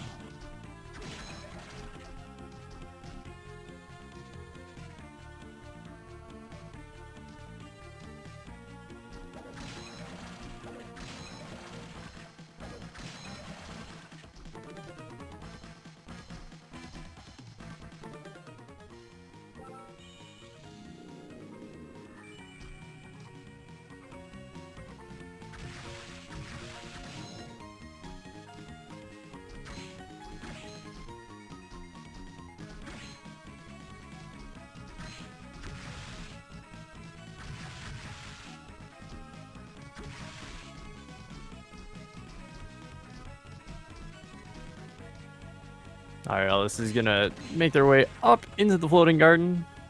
Gonna get our 5 items out of here. I'm kind of hoping personally for a no Black Panther seed, just because I see too many seeds with Black Panther. Don't get me wrong, I do like going fast, but I do love some not blue streak speed. So we're greeted with a cream puff.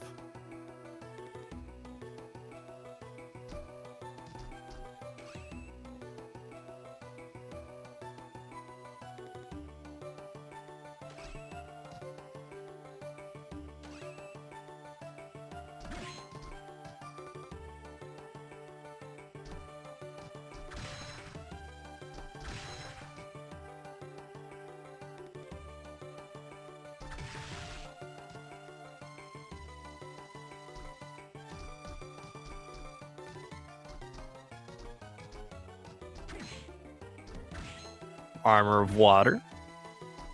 Great pickup.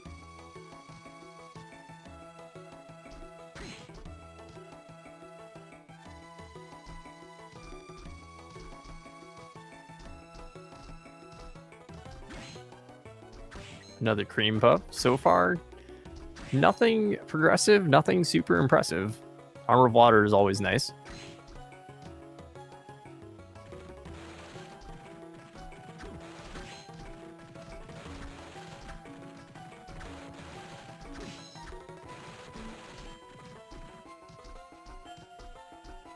That is a blue soul. And I'm wrong, we get Black Panther.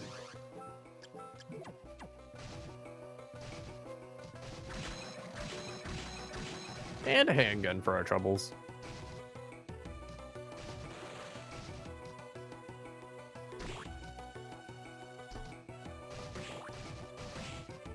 Check the last item here. Yellow soul, which is Stolas. Lovely caster soul there. Huge intelligence boost. I have commentators cursed 2 things so far. 1 each race. Feels bad, man.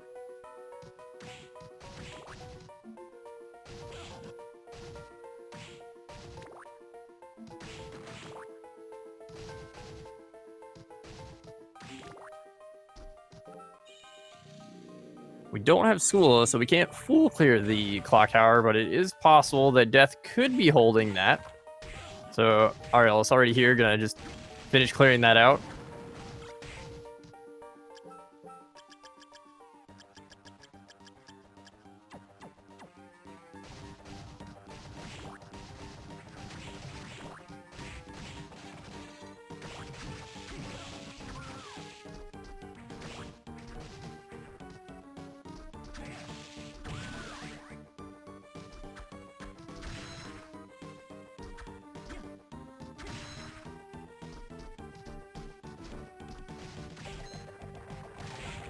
And there's our Skula. So coming up to Death was the play.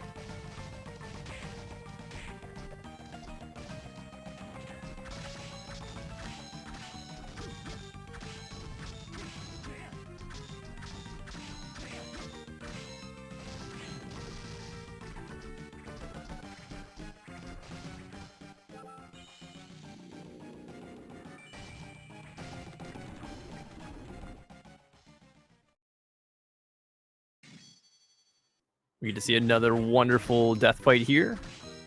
2 phases. The first with his fake sight.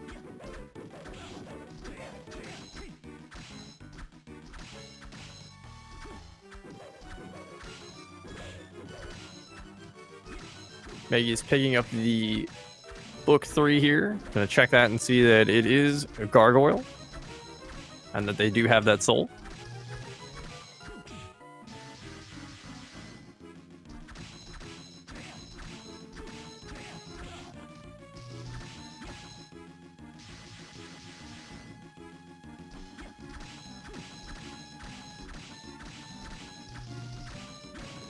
All right, phase 1 death down. Mageius starting the great armor fight. Be able to unlock hammer.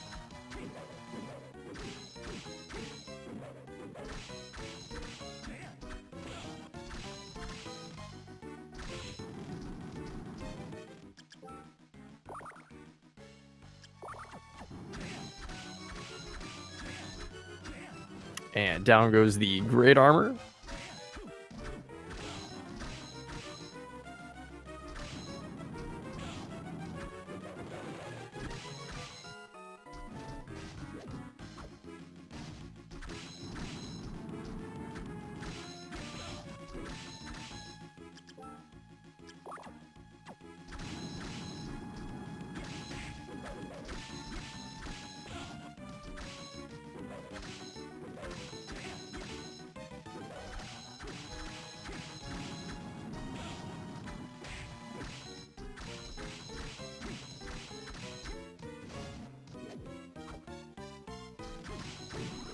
And down goes death.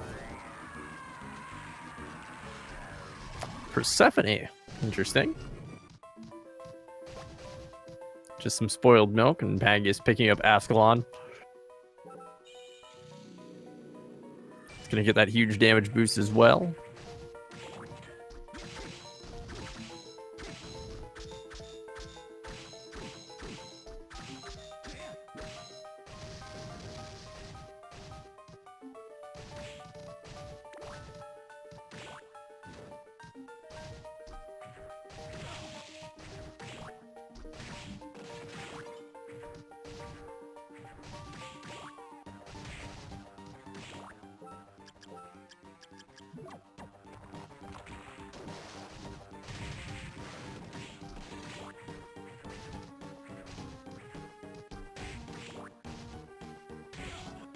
Mageius working their way back and exiting the study. Gonna head up to that teleporter. Beef curry, the first of 2 items behind the Skula here in Clock Tower.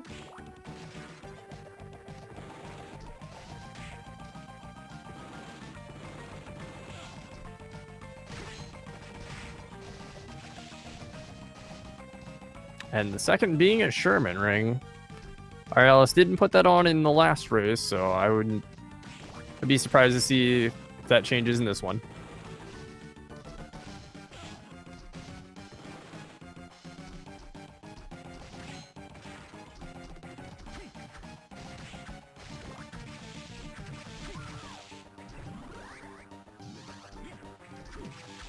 Beam Skeleton's another fairly high-powered bullet soul.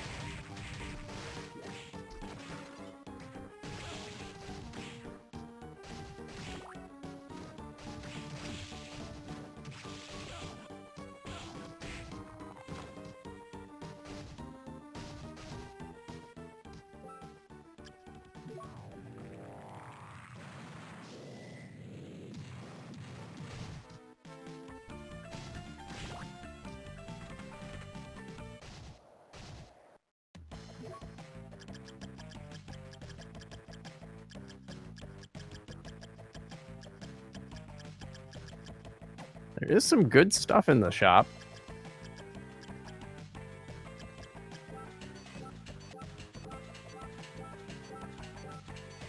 Rip handgun.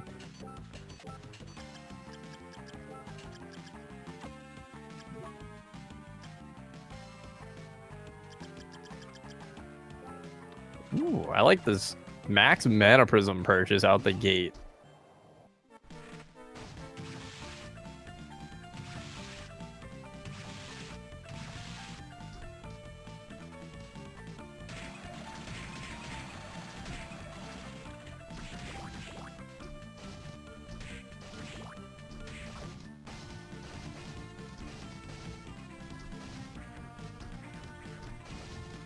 Since we've got all of the pieces required, we're gonna just make our way up to the dance hall here, clear out a majority of that, if not all of it, and then make our way over to the living quarters.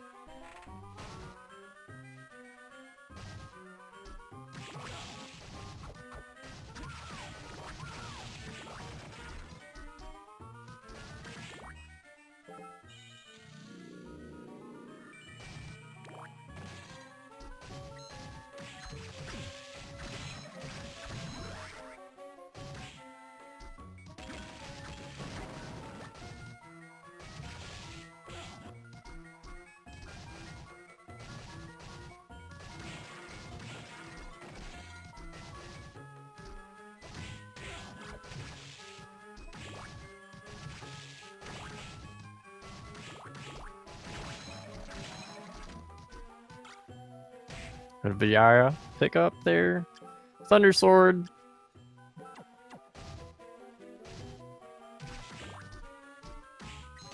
And a nice big old bag of money.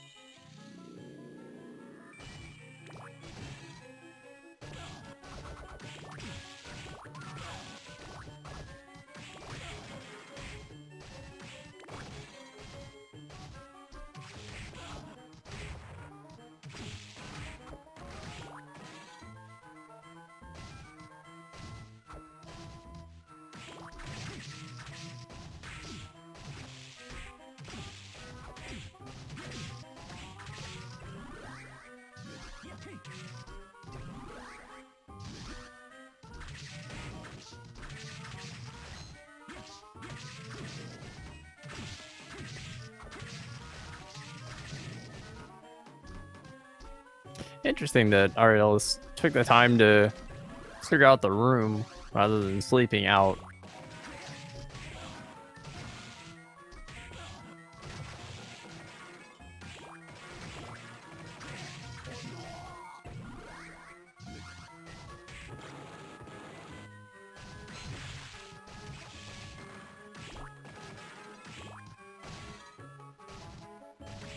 I can honestly say I don't get to see this sword a lot in action, so I am appreciating this.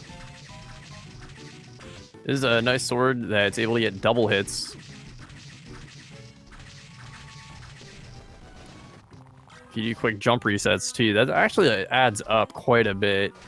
Doing roughly 50 damage a hit, so get the full length attack, 100 damage. Doing 200, about 1.5 swings. That's really, really good damage, actually. Especially at this stage in the game, that's really good damage.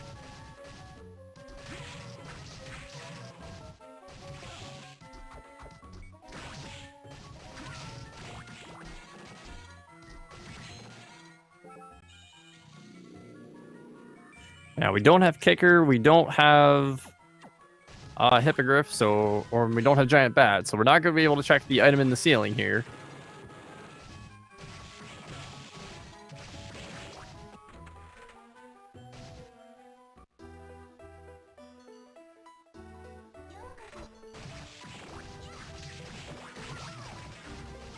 And an ancient belt.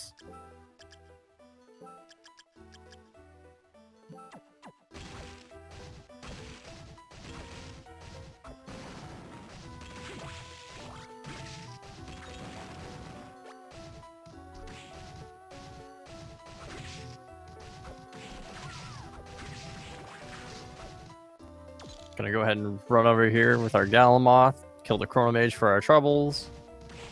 Because Silly Rabbit, time is not yours to play with. And a blocking mail. Oh, baby.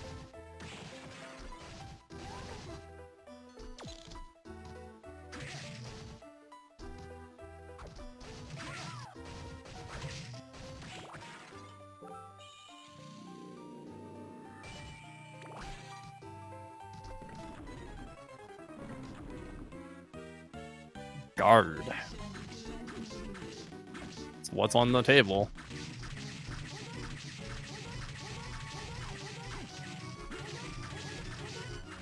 Interesting.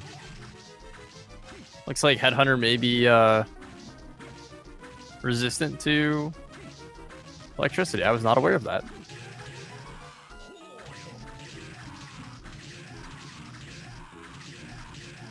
Or it could just be the defense stat. Either way, 60 damage at this point is still nothing to scoff at, 'cause we are getting those double hits in.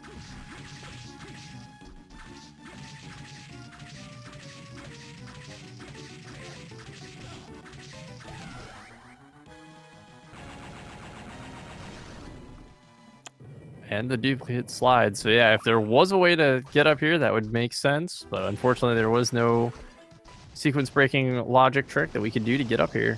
So we don't have flying armor.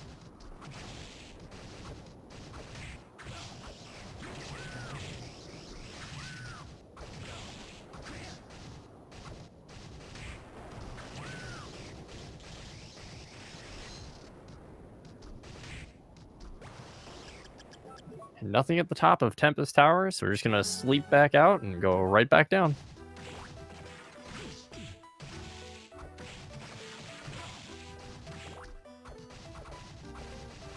While that's happening, Mageius here is gonna make their way back over to the floating garden. Or excuse me, they're already through with the floating garden, so they're going to go ahead and... Well, we still can't get up to this section yet.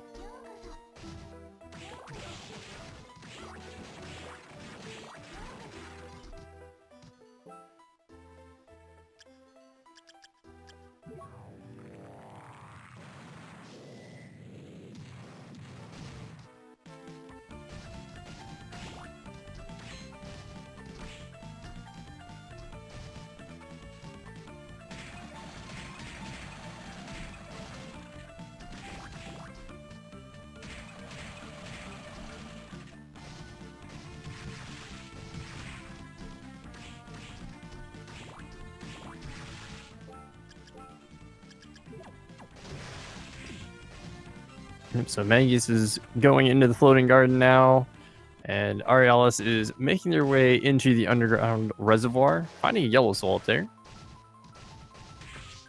Oh, blew it. The imps being the jerks that they are.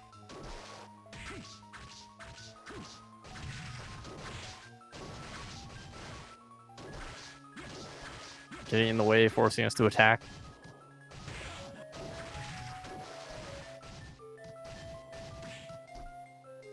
Poison worm.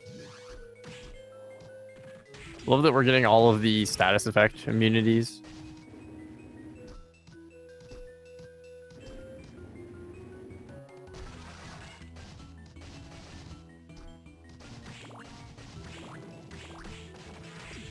Ooh, Malor. Out of the canisters, never bad. Ooh, get that. Get that through the wall. Get that through the wall. Yeah. Ooh. I like the use of cockatrice to get the kicker skeleton. That was nice. So now we do have a way to check the ceiling location there for an item.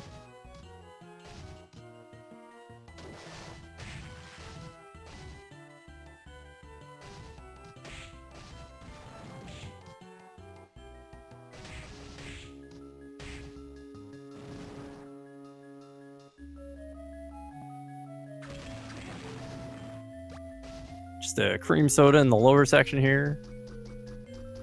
Again, the castle always providing us with a bunch of nice little goodies here and there.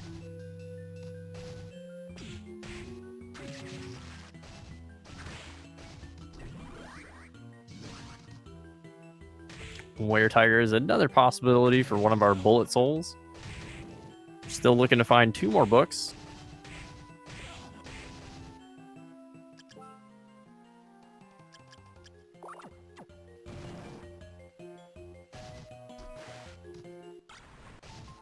And another misline pickup.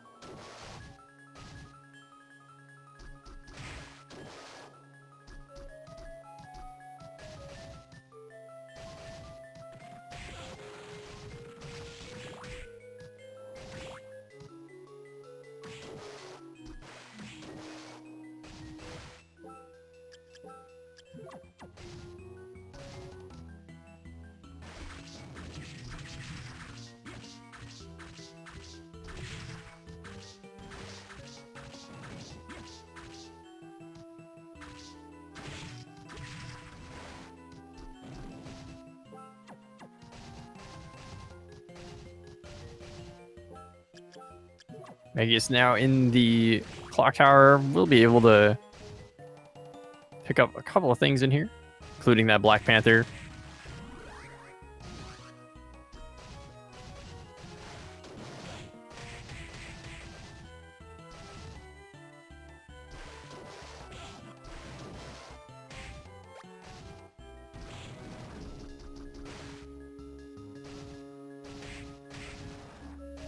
Aeralis is still not going to check the Rob's sword location.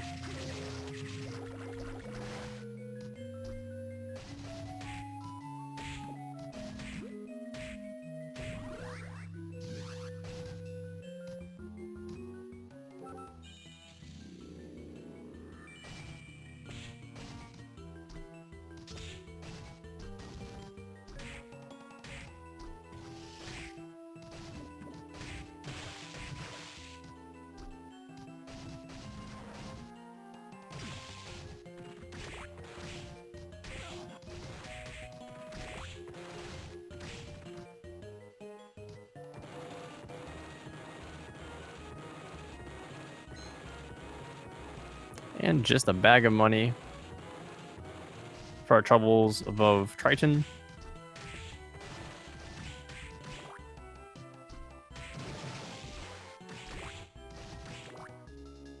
And chat pointing out actually a very good point that the Black Panther was in room B there in the floating garden floating gardens, excuse me. That's where the Black Panther was. So Mageius actually missed out on that for the moment. Hopefully they remember that they missed some things there and go back and check. Because they will get their Skula here, so it's possible they might not go back.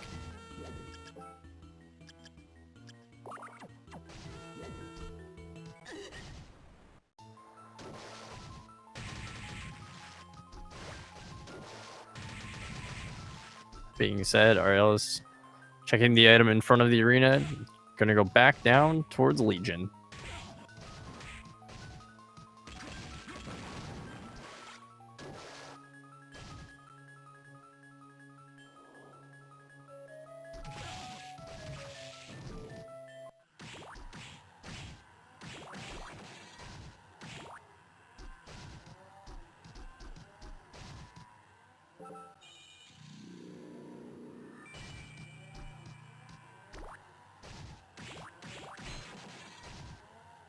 I'm also one of those who likes doing the Legion check first. But with how Aeralis is routing, I'd actually like to see the arena check first because we don't have the underground reservoir area teleporter.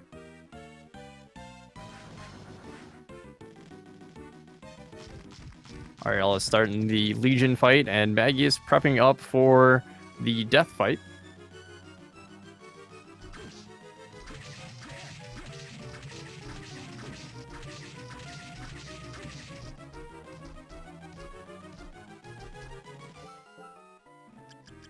My only guess there would be that no upward ascension, so no bat, no hippogriff. So you'd have to wait for the platforms. That's the only thing I can think of. Good use of the, I believe that's beam skeleton.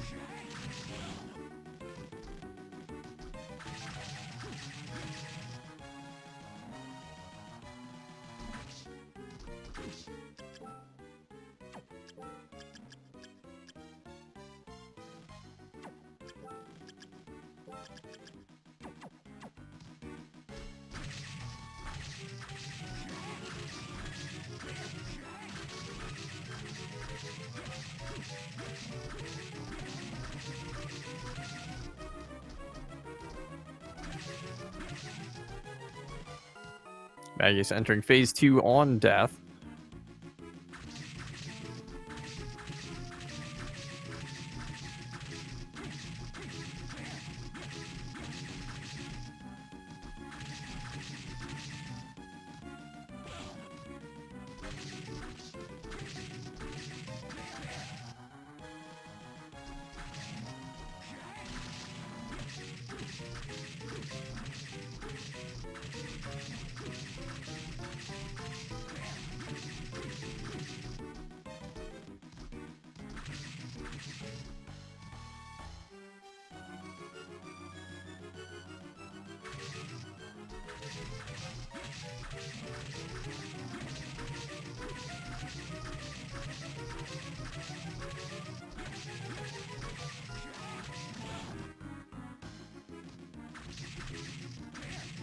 Mageius getting pretty low on life there. He's getting some pretty tight heal timings.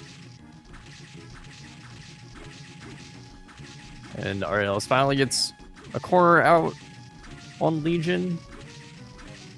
And gets the upper corner down. So we've got a nice open half here. And the whole thing's gone.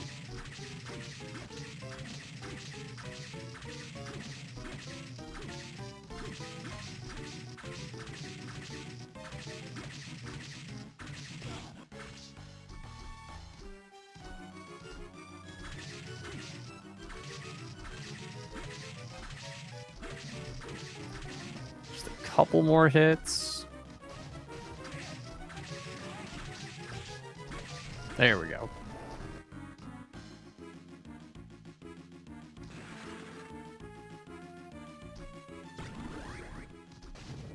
And he got a handgun drop as well.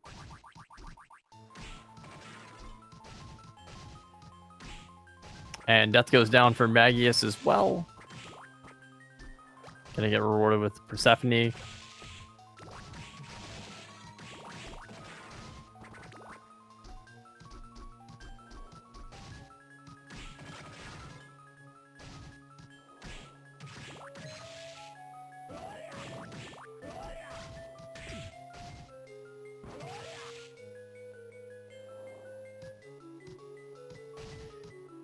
And nothing exciting past Legion, so just a good chunk of XP there.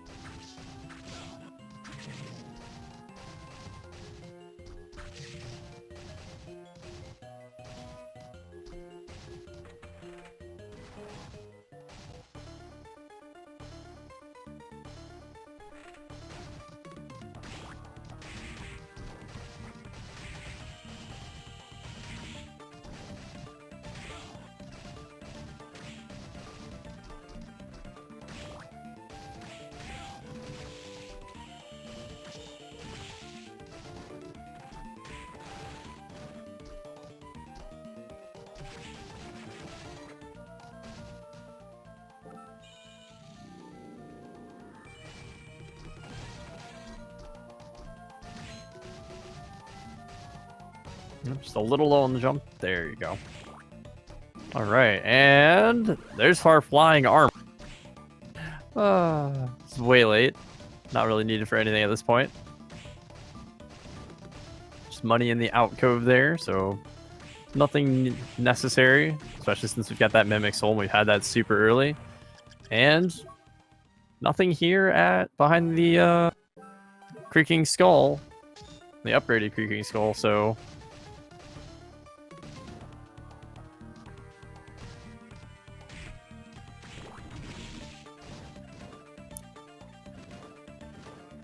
he's picking up a beam skeleton here while checking out the school locations.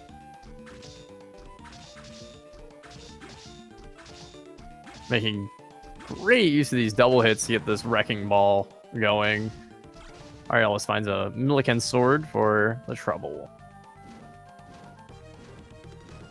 Not really going to do anything for us here in the late game, but still something to sell.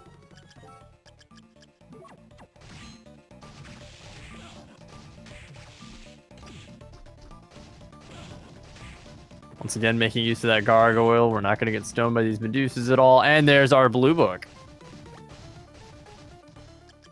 Yes, check that for us, will you? This ox-like beast's breath turns.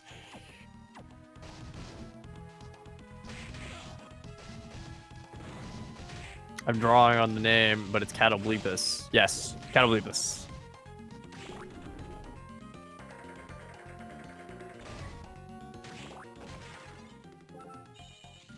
I kept wanting to say cat, and I'm like, that's the start of it. So that is Catoblepus. I don't actually remember if we do have that soul or not. I don't believe we've seen it just yet.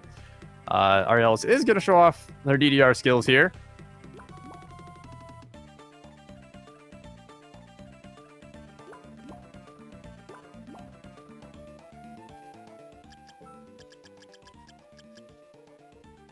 Yeah, I'm thinking the same thing. It's Catoblepus. You should check your souls.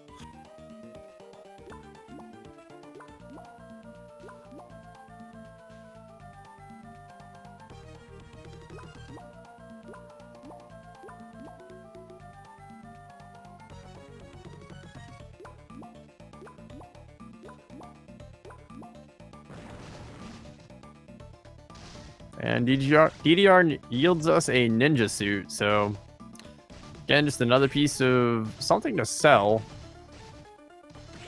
And now we're on Belore, which is obviously this giant bat. Obviously. It's just what we want. Nope, that's Belore.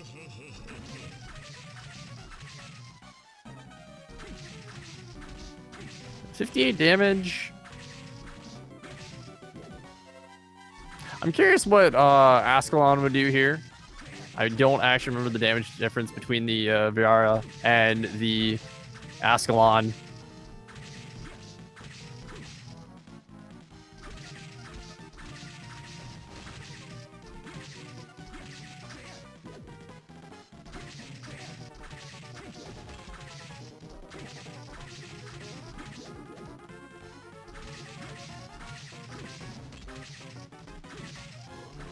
All right, phase 2.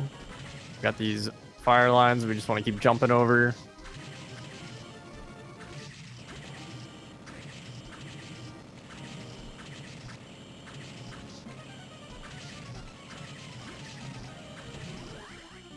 And a good clean fight. Gets a slime for the trouble. And there's Hippogriff. So with that, we now have the ability to check everything outside the waterfall, easily get up to that warp point over there, as well as finish out the top floor. We almost have everything. We still just need that rush soul alongside that red book.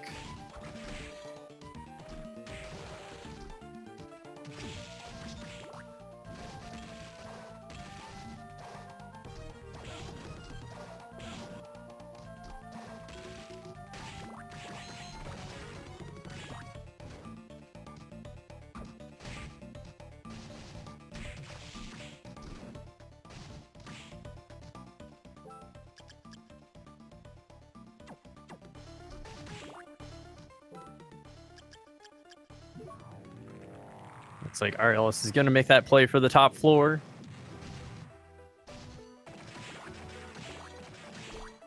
I guess it's still doing a little bit of shopping here.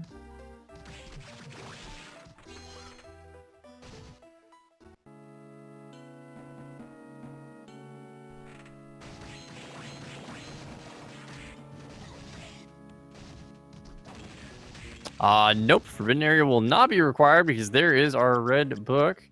A beast whose beautiful singing voice. I'm pretty sure that's Siren.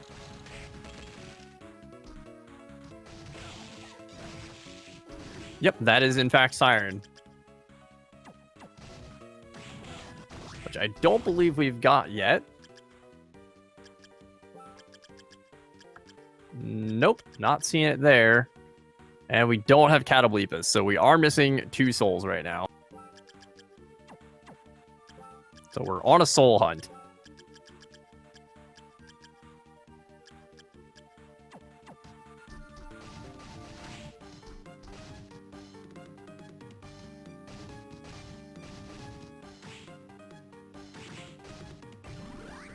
We are now looking for 1 soul as we just found Catoblepus.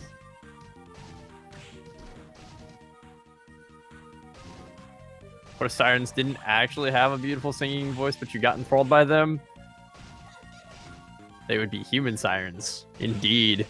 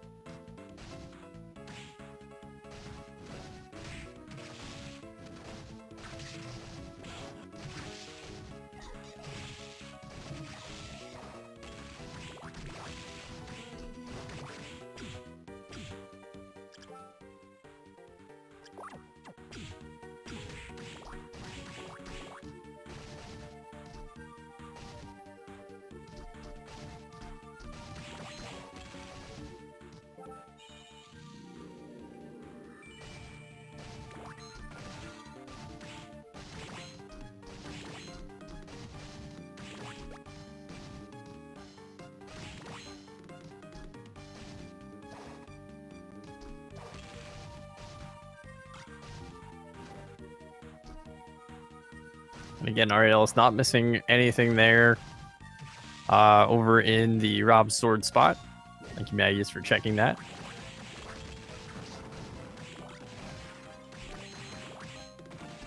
Well, we're definitely finding some interesting things here with the Ronga Spear as well as the Gaylog, but not what we're looking for. We do want that soul.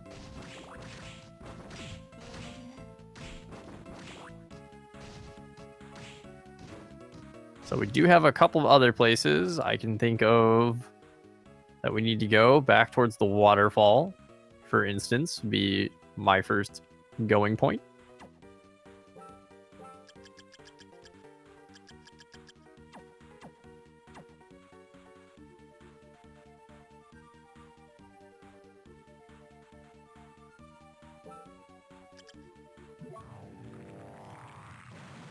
Absolutely. The ceiling check is definitely a possibility.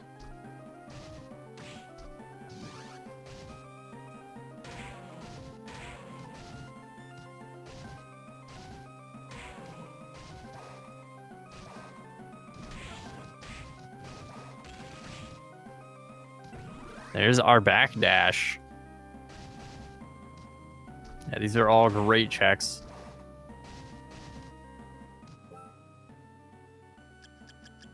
I like it's the quick checks that we're getting too. And now we're getting the density check. And this is where that switch of putting Legion after this would have been better, because then you can just basically do a reverse route from Arena. Get a high five here, up top and down below in Triton's area.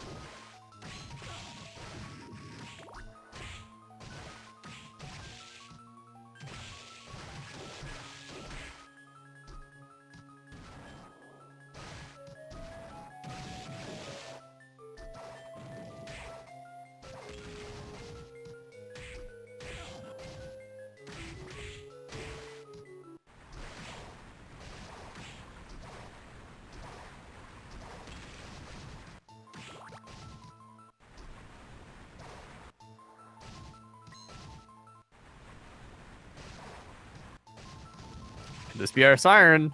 It is. That puts Aeralis in go mode.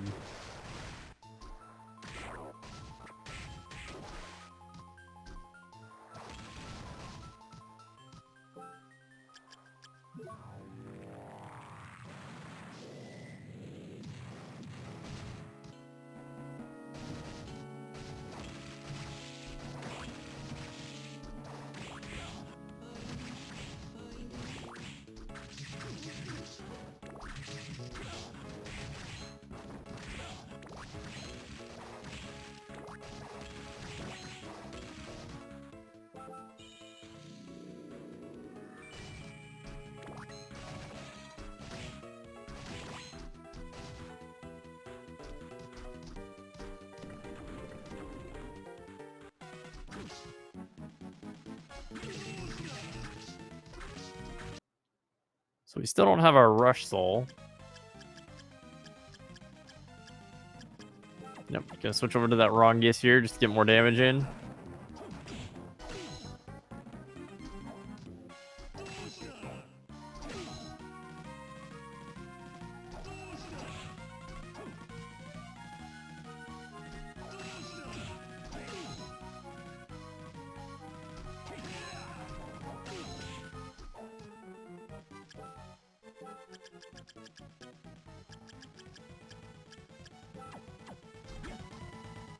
I think he's gonna switch over to the Burt Gang here just to be more comfortable.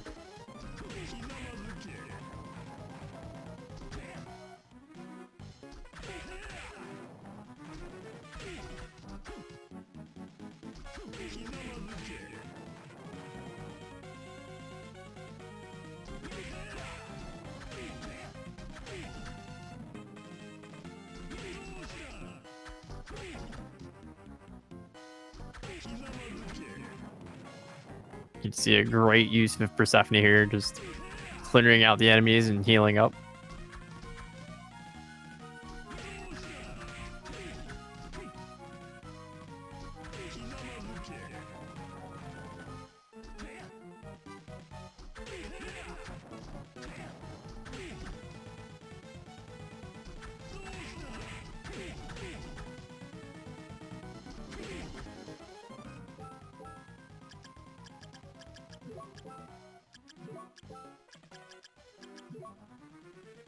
There we are. Siren, Catoblepus, and Gargoyle.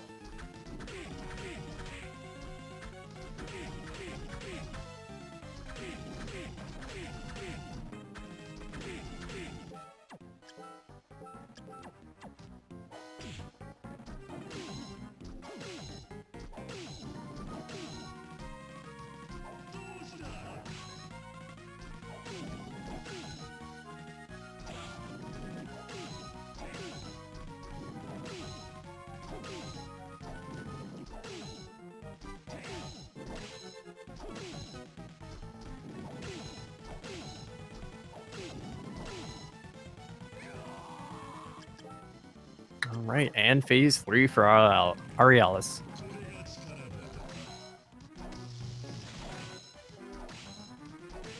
Mageius is still working their way through the underground reservoir.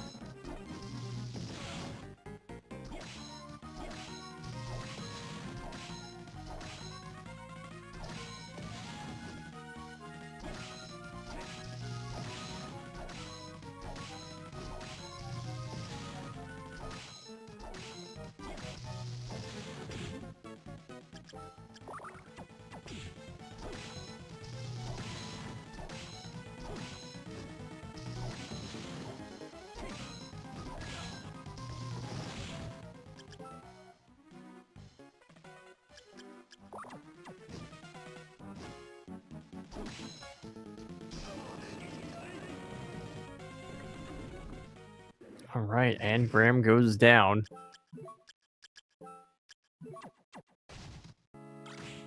And there's our Rush Soul in Devil.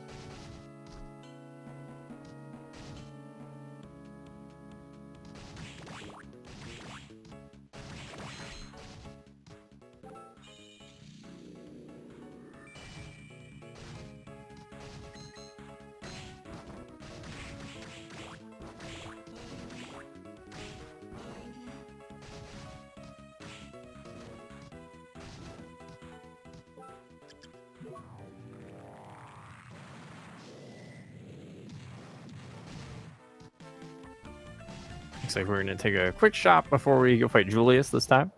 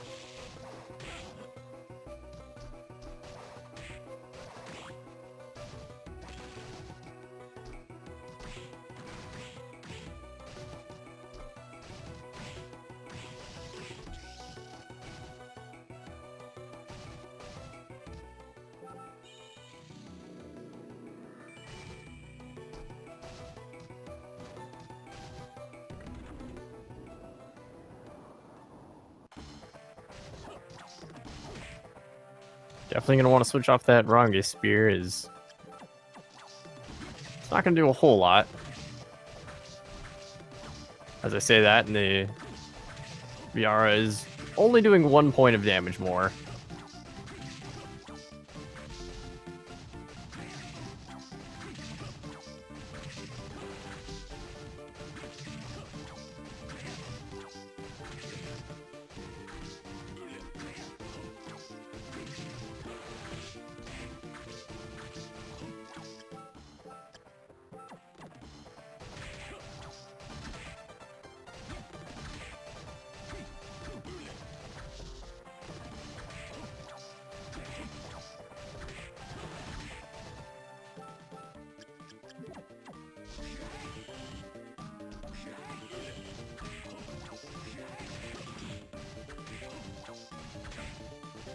Yep, we're just doing a safe, comfortable fight here. Looks like we're using that beam skeleton. Try to get in some more chip when available.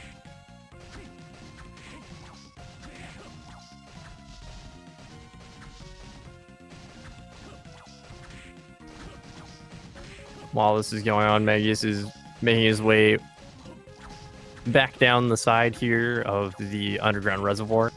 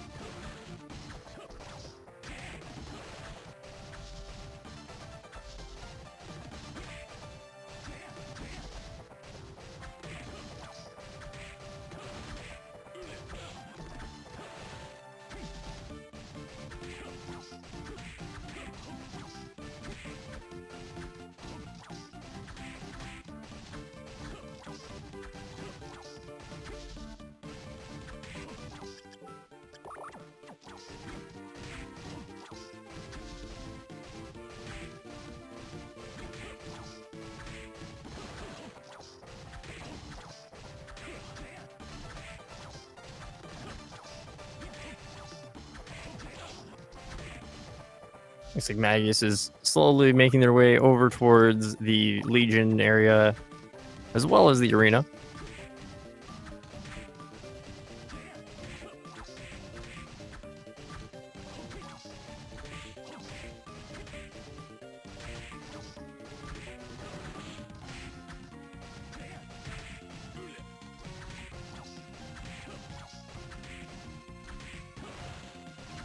And there's phase 2.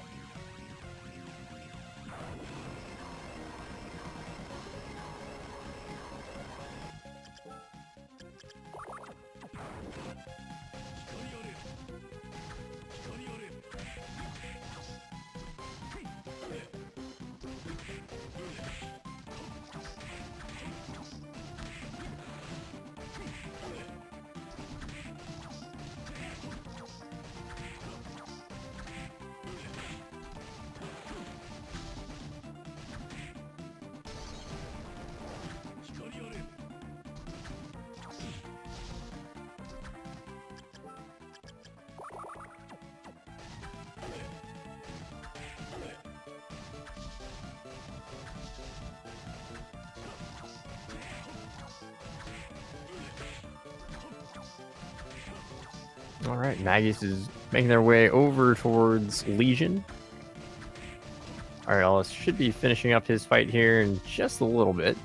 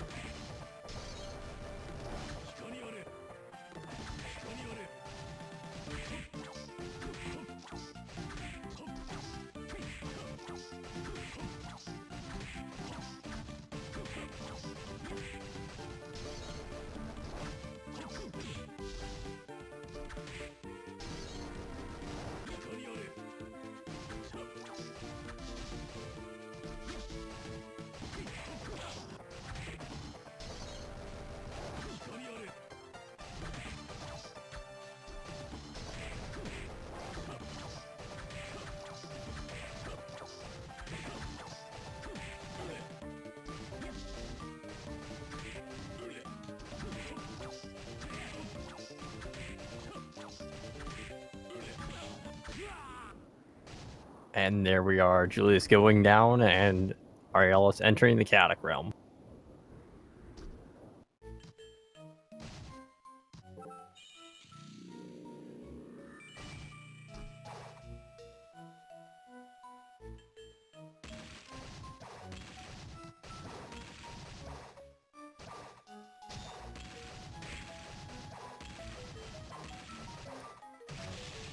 And the Legion fight.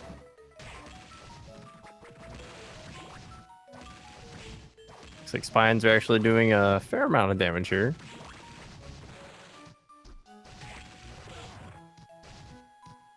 The sea urchin spines.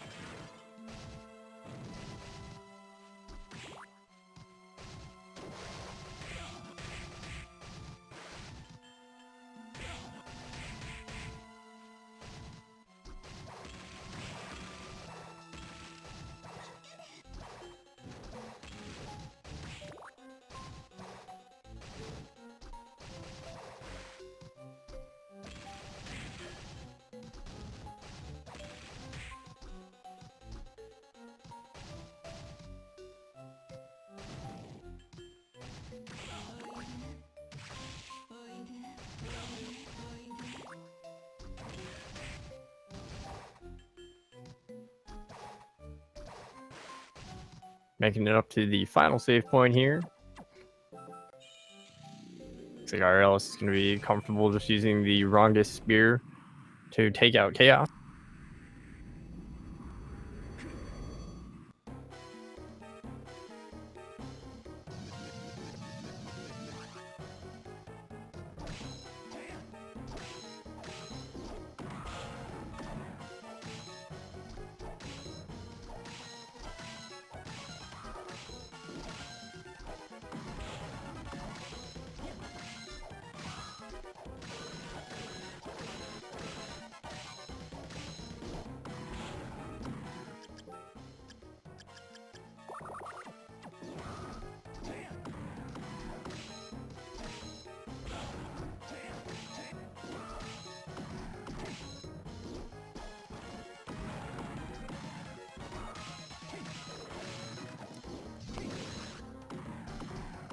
All right, and then the blue soul is down, so he doesn't have to worry about that giant dragon.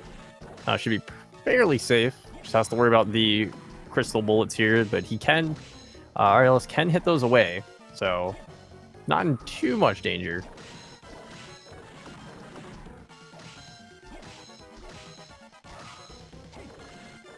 He's still working on Legion's shell here, trying to get an opening created.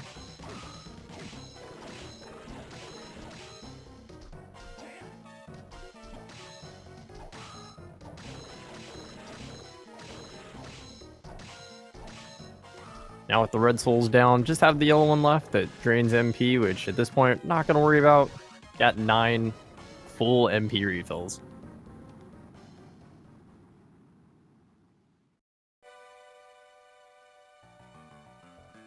Yep, Stolas was found.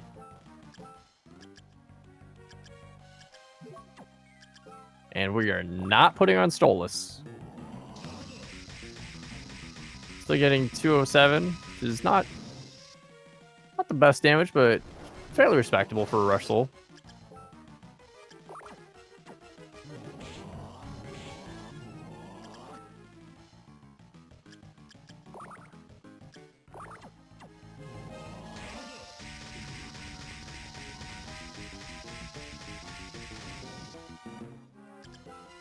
All right, that was a quick 2-eye kill.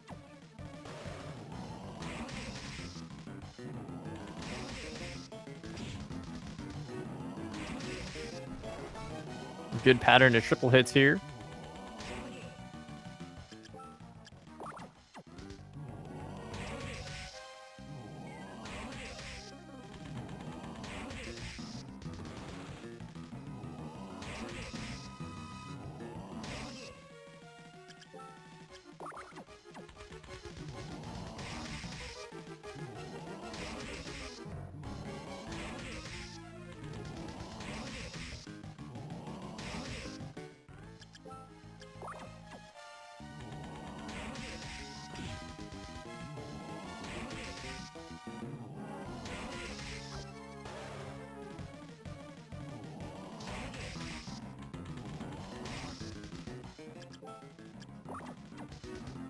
Mageius was able to get the bottom 2 chunks of Legion opened up.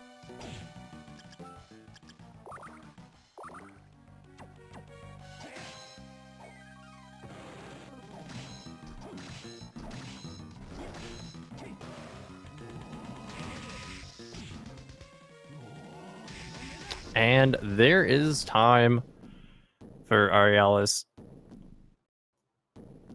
And they do finish in first place with an official SRL time of 1 hour, 19 minutes, and 4 seconds.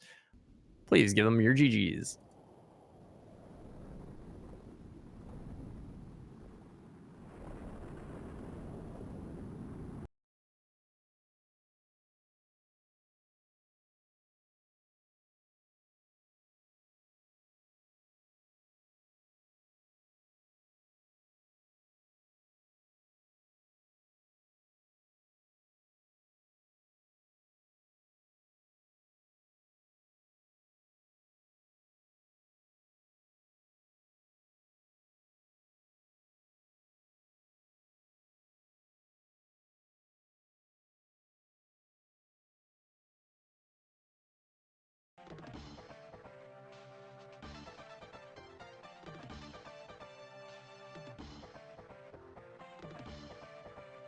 We'll see if we can get Aeralis in here for a post-race interview.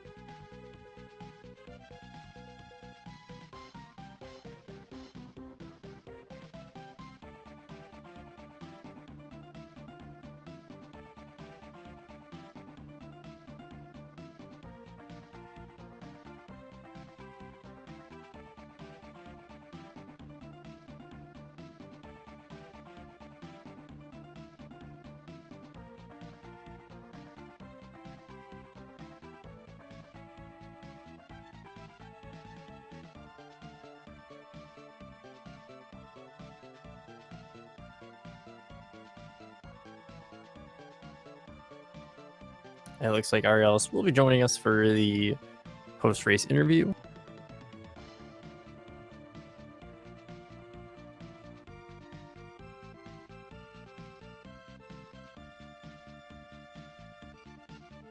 Mageius now having all the cores down. Legion is just bouncing around the room. We'll come back down in just a moment.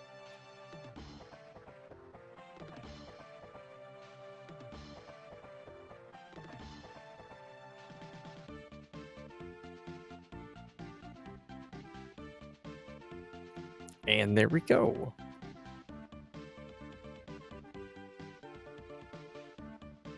And joining us in the booth is Aeralis. GG and congrats on the win. Thank you very much. I don't know. I'm excited. Yeah, you definitely put on quite a show for us. So let's talk about race 2 first. So how did it feel kind of getting like tracked down this linear path leading to floating gardens? Sorry, leading to the floating gardens first? I've been spending a lot of time trying to improve my routing. Routing has never been something that I've been good at, whether this or Zelda 3 Rando. And I had a feeling, like, you know, it paid off last time to head up there early, and the alternative options weren't super appealing, I guess. And especially in this one, like, not being able to clear out Chapel was just incredibly weird. Just like, I can do everything in Floating Gardens right now with what I've got. I can go on up to death and take it out. So I might as well just go with what I can do right now, because it was such a struggle to get over that I couldn't do something you can always do. Like, in what seed can you not full clear Chapel? Yeah, it is kind of weird because, you know, we didn't see Black Panther early this seed. We saw it in the last one, so you're able to get everything out of there. I definitely saw last time. Just go back and check a couple spots when that came down to it. But yeah, it is kind of a weird feeling when you don't think about it. I know I've definitely run into that situation before. Well, that's just it, right? The siren was in chapel, wasn't it? Yes. The right hand. Yeah, Yep, I'm pretty sure it was one there. of the last places. I'm just like, what's left? Just looking at a couple of blank spots on my map, like, probably it would make sense, right? Yeah, it was actually really interesting how you routed the underground reservoir too. From the races that I've seen, I've not seen anyone come in from the entrance realistically like below floating gardens there. So you go down and you check the kind of like the leftmost item, which is normally that potion spot right there by all the fish heads and the Triton. But you never went over for the far left location, the Rahab's sword location. That was both seeds. You didn't check that one, and I was curious. I was like, "Are we gonna find something that you're gonna miss that you're required?" And you lucked out both times. I would have been punished pretty hard if there was something there. This is what I was talking about, right? So my routing definitely needs work, and the place that it needs the most work is unfortunately in Reservoir. I also struggle when I'm in Clock Tower because I don't know if I want to go down and do those 2 Skula checks. Yeah, I'm never ready to go. I know that feeling. From what I've seen, everything with Skula in terms of Clock Tower, just do it. If you've got it, it's gonna pay off. And if not, you save beforehand, so you can always just hard reset back up there. That's the only thing that I've learned about that check. It's either gonna pay off or it's gonna be just garbage. Yeah, I started to feel a little bit better about that today. I don't remember if it was the practice seed I was doing earlier, or if it was in the first race where I was down there going through where you're supposed to slide under the spikes. I'm just like, I'll take the damage. If I can get there, I'd rather not have to come back. Yep. I think the first one we didn't have slide, but we did have giant bat to get through there.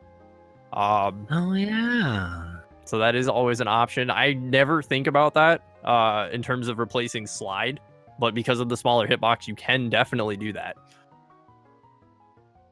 I will have to keep that in mind for the next one. Yep. And then the other thing that you can do as well is damage boost off the Medusas because they're less damage than the spikes.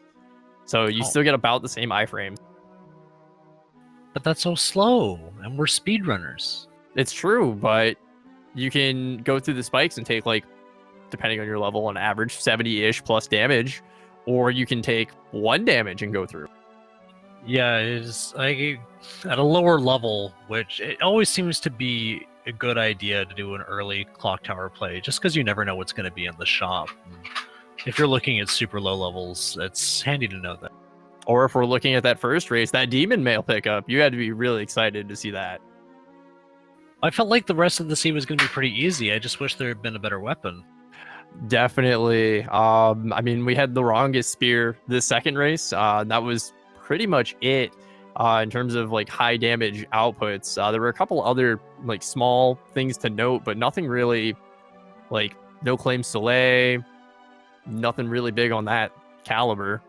You did get Death's Scythe in the first race, though. That was worth noting. Yeah, first time I've come across it, and I felt like a race setting is not the time to start learning how to use a new weapon. I struggled bad enough with the Wronginess Spear, the second one there. I mean, but its damage was worth it.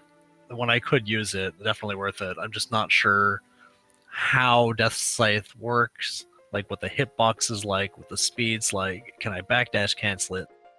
Too many questions for a race setting. You can definitely backdash cancel it, and I highly recommend if you get the chance, just go back, load up that first seed, and go play with it.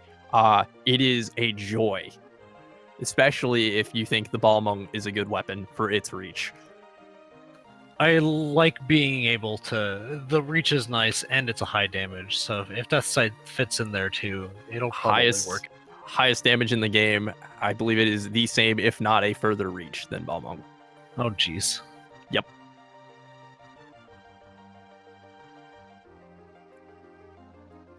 So, looking at the brackets now, this is going to put you up against Rocher. Which is equally exciting. Yeah, I definitely love... I loved facing him in the first round, and I wish you the best of luck. I do hope you beat him. Get my revenge for him. I will do that for you. You can count on me. I appreciate that. It's really exciting to be able to do this. I know I wasn't waiting nearly as long as quite a few of the players, but being able to pop in and be like, "Oh wow, there's a tournament," and then it's like, "Okay, well, it might take a little while," and I don't even think I was in the Discord for longer than a month before everything got rolling, and it's just super exciting because when I first started playing this, I want to say over a year ago, it didn't have momentum. Yeah, we've definitely seen a lot of interest and a lot of pickup in terms of momentum, myself included. I am a newer runner to the randomizer. Definitely really enjoy it. It is fairly easy to pick up, and it does have a lot of good tech to master. So if anyone is interested, please go check out the Discord. There are plenty of tools and guides to get you into this, as well as those higher level techs that we're talking about, such as like the backdash canceling, jump cancels, as well as backdash movement. So there's a lot of good stuff there. And honestly, it's just one of the smoothest feeling randos I've ever played.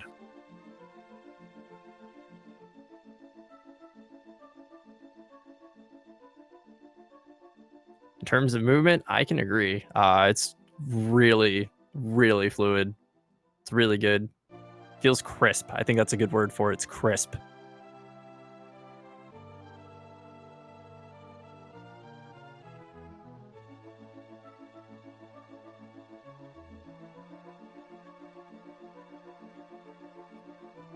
Are there any other final thoughts for you? Other than I'm super excited for round 2 and I wish it could happen right now. Not too much. I'm glad that things got a little bit better for me. I don't know if anyone could tell, but I was a bit twitchy at the beginning of the first race. Just running into things, taking more damage than I needed, wasn't quite swinging right. Everything eventually fell into place, especially towards the end. Oh yeah, we didn't even talk about the fact that I got the golem wrong on the first round. That's true. So yeah, I mean, don't get me wrong. Everyone loves that MP regen, but that wood golem is not the one you want. No, not so much. I had to ask about that a while back, about the difference between a couple of the golems, and the answer I got was just like, well, that one has 2 L's, and I was kind of thinking, okay, well then I guess the one with the 2 L's is the odd one out, right? Something nice and easy. No, I got it backwards. Lots of them have 2 L's. Kind of jumped the gun there.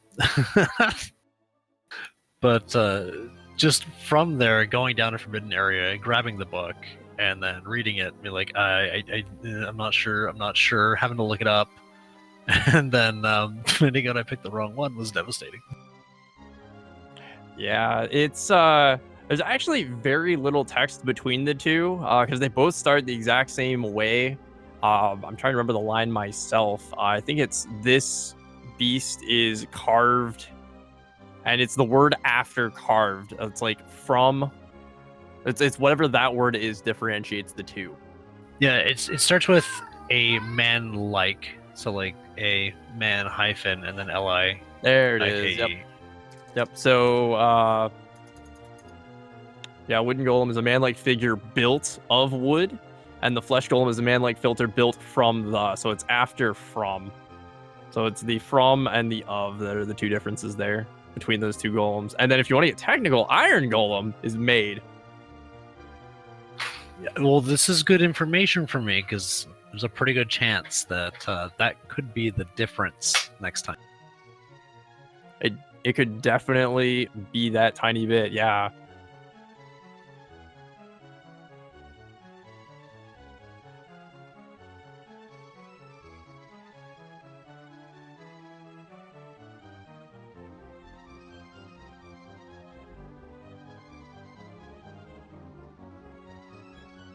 And again, congratulations on your win. You are more than welcome to hang out here with me in the booth as Mageius is going to continue on their run.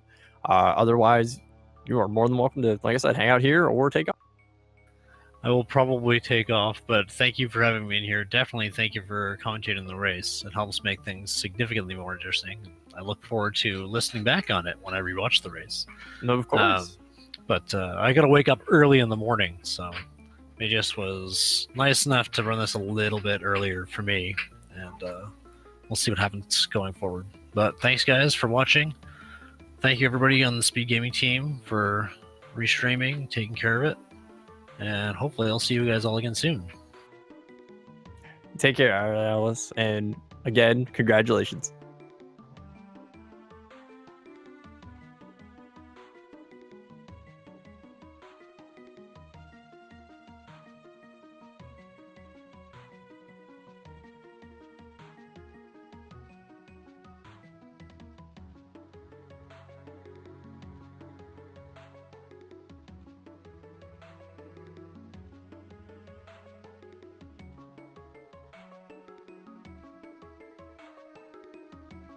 Mageius, unfortunately, is missing out still on his Black Panther. Needs to find that to be able to actually get up to this area, because Black Panther is locking the flying armor as well.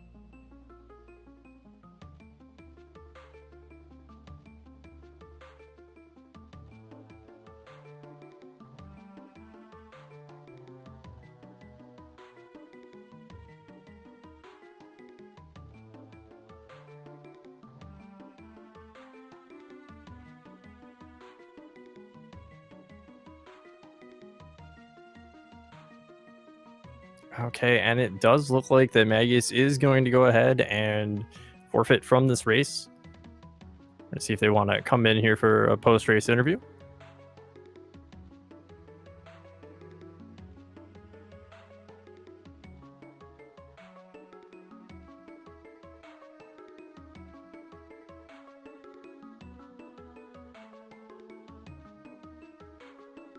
All right, it looks like they will be joining me here in the booth in just a moment.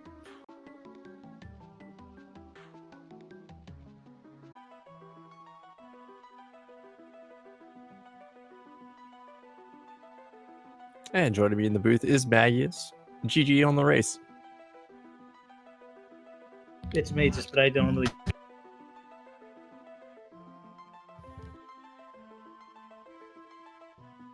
My apologies on that. No problem. No problem. Trust me, I'm literally the one person that's just like, I usually don't mind at all on that one, so. Still. Also, note to self, make sure to never sell my weapon by accident. Yeah, we kind of caught that there. I saw after the shop menuing that you were swinging a knife, and I went, wait, he definitely had a weapon on. Yeah, and part of it was wondering whether or not I, still had, did I have enough to buy it? Did I, want to sell the stuff to get what I was trying to get? I was trying to upgrade weapons and screwed up on that one. Although I do have to say, getting on the death fight in Legion, fight were dangerous as anything, but still fun. Absolutely. Yeah, and this was the second seed especially was kind of a bit of a stretch here. Black Panther didn't show up until the last location in the floating gardens, up with the 2 item section with the horse rider. Ouch. Wish I had thought to continue checking floating gardens, but got to the clock tower and it's like, yeah, I guess I should go to the clock tower. Though, surprisingly enough, it has items! 2 seeds in a row! Yay! Yeah, it definitely had some good stuff there.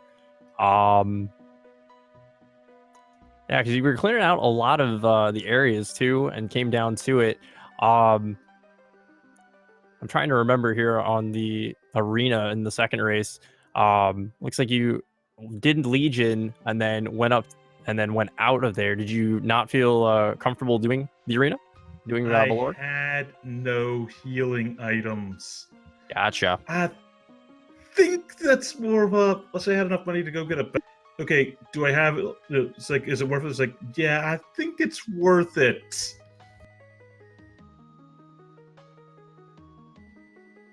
Yeah, it's definitely a rough spot when you don't have any healing, and then you're kind of worrying about your damage output to be able to get past things. I do have to say though, for those, interested in playing this themselves and enjoying it, it's worth it. I mean, I'm not the best runner at all, but I still enjoy, running these seeds, having fun with it. And I'll also add one of the smartest things to do in the early game: kill the bats or kill one of the slightly, increased drop of a soul early on, because you never know, you might get something that's insanely good and it helps. Plus, you're basically low on levels anyway, might as well. Absolutely. Yeah, I would think in the second seed here, you picked up a Mist Lane sword from the bats. Either the bats or the skeletons, one of the two. I do not remember on that one. I do know that, I know for like the first seed, I picked up like, what? Was Randomizer one of those things, or was that me getting a... Was definitely a drop soul. Because you did get Red Minotaur. I was very happy when that happened, and I was really sad to not see it until like way later. As I said, it's like, the smartest thing I can actually say is those early enemies where, because luck is literally a stat that does not work in this game, use the increased, drop rates on the early enemies to try to pick up like 1 or 2 souls, because sometimes you make it insanely lucky. I mean, what? Legion actually dropped an actual ability soul. Sadly, it was the soul we got at the very beginning of the game.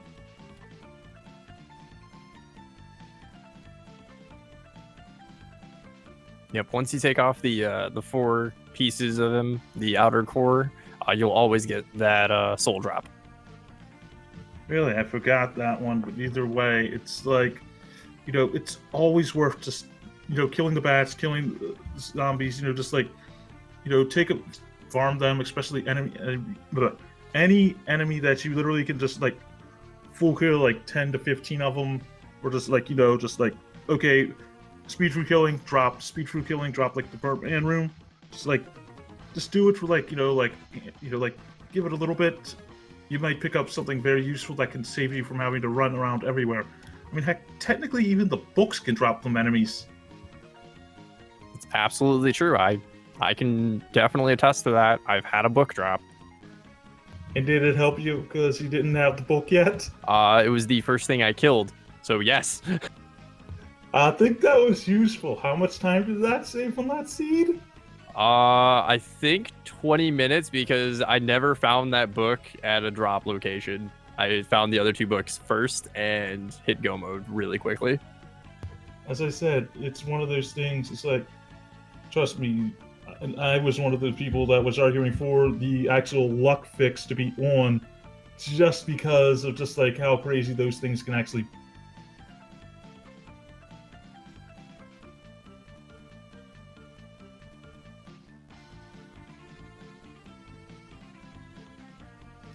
Now, taking a look here at the bracket, it looks like you will be against me in the next match. Yeah, I'm calling it now. You're probably going to win. Well, you never know until we get into the seed. It could be a rough one. True enough, but I really don't ever get a chance to practice as much as I'd like to. But as I said, I do enjoy, racing them. I do enjoy, playing them. I do enjoy showing off the randomizer. I mean, heck, I saw potential in this, like a couple steps, trying to get people more into trying it out.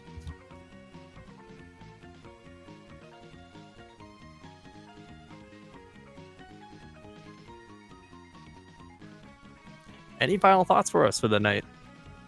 Yeah, it was an interesting, pair of seeds. I wish I had a chance to finish them, but the type of seeds where you have to explore the entire castle to find your go mode sometimes, and it's just like, you know what I mean? It's just just like really, where haven't I checked? let me pull up the map, look for all the little things that you think you might have thought of. You know, it's just like, I mean, heck, first seed, I was missing one of the souls, you know, that I actually did need. So that's almost yeah, I've got to go look for it. If I had, you know, thought about it and just like read one of the clues, like, oh, yeah, I should have that already. Yeah, then I would have gone and just, you know, fought Graham to see if I actually had what is needed.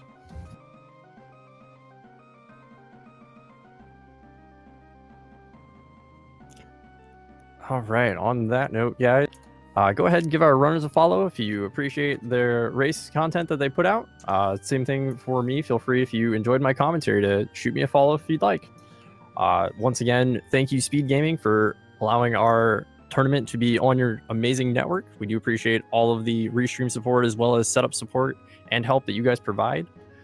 And if you guys want to, go ahead and check out the Discord as well. There's a lot of helpful people on there that are more than happy to help provide tools, resources, and even come in and offer tips and tricks to help get you into this. Because honestly, the community is really great. I joined recently, and everyone's super friendly. It's awesome. Come check it out. Not just that, but the entire Castlevania Randomizer community. You know, we have a lot of them, you know, not just the Metroidvanias. We have like one or two of the classic Vanias as well. I mean, if you're a fan of just like, you know, picking up the old school, you know, even the Metroidvania ones, try it out. It's really, really fun. Plus, it's probably the closest we're going to get to the actual multiplayer Castlevania, because Konami's probably never going to re-release that one. We can keep hoping. Keep hoping nothing. I'm hoping that thing gets out on the Switch, because that was an amazing game.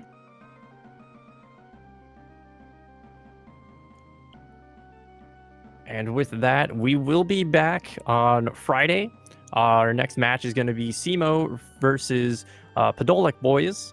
That's going to be starting at 8 p.m. Eastern on Speed Gaming 5. I hope to see you guys there. I'll be signing out for the night.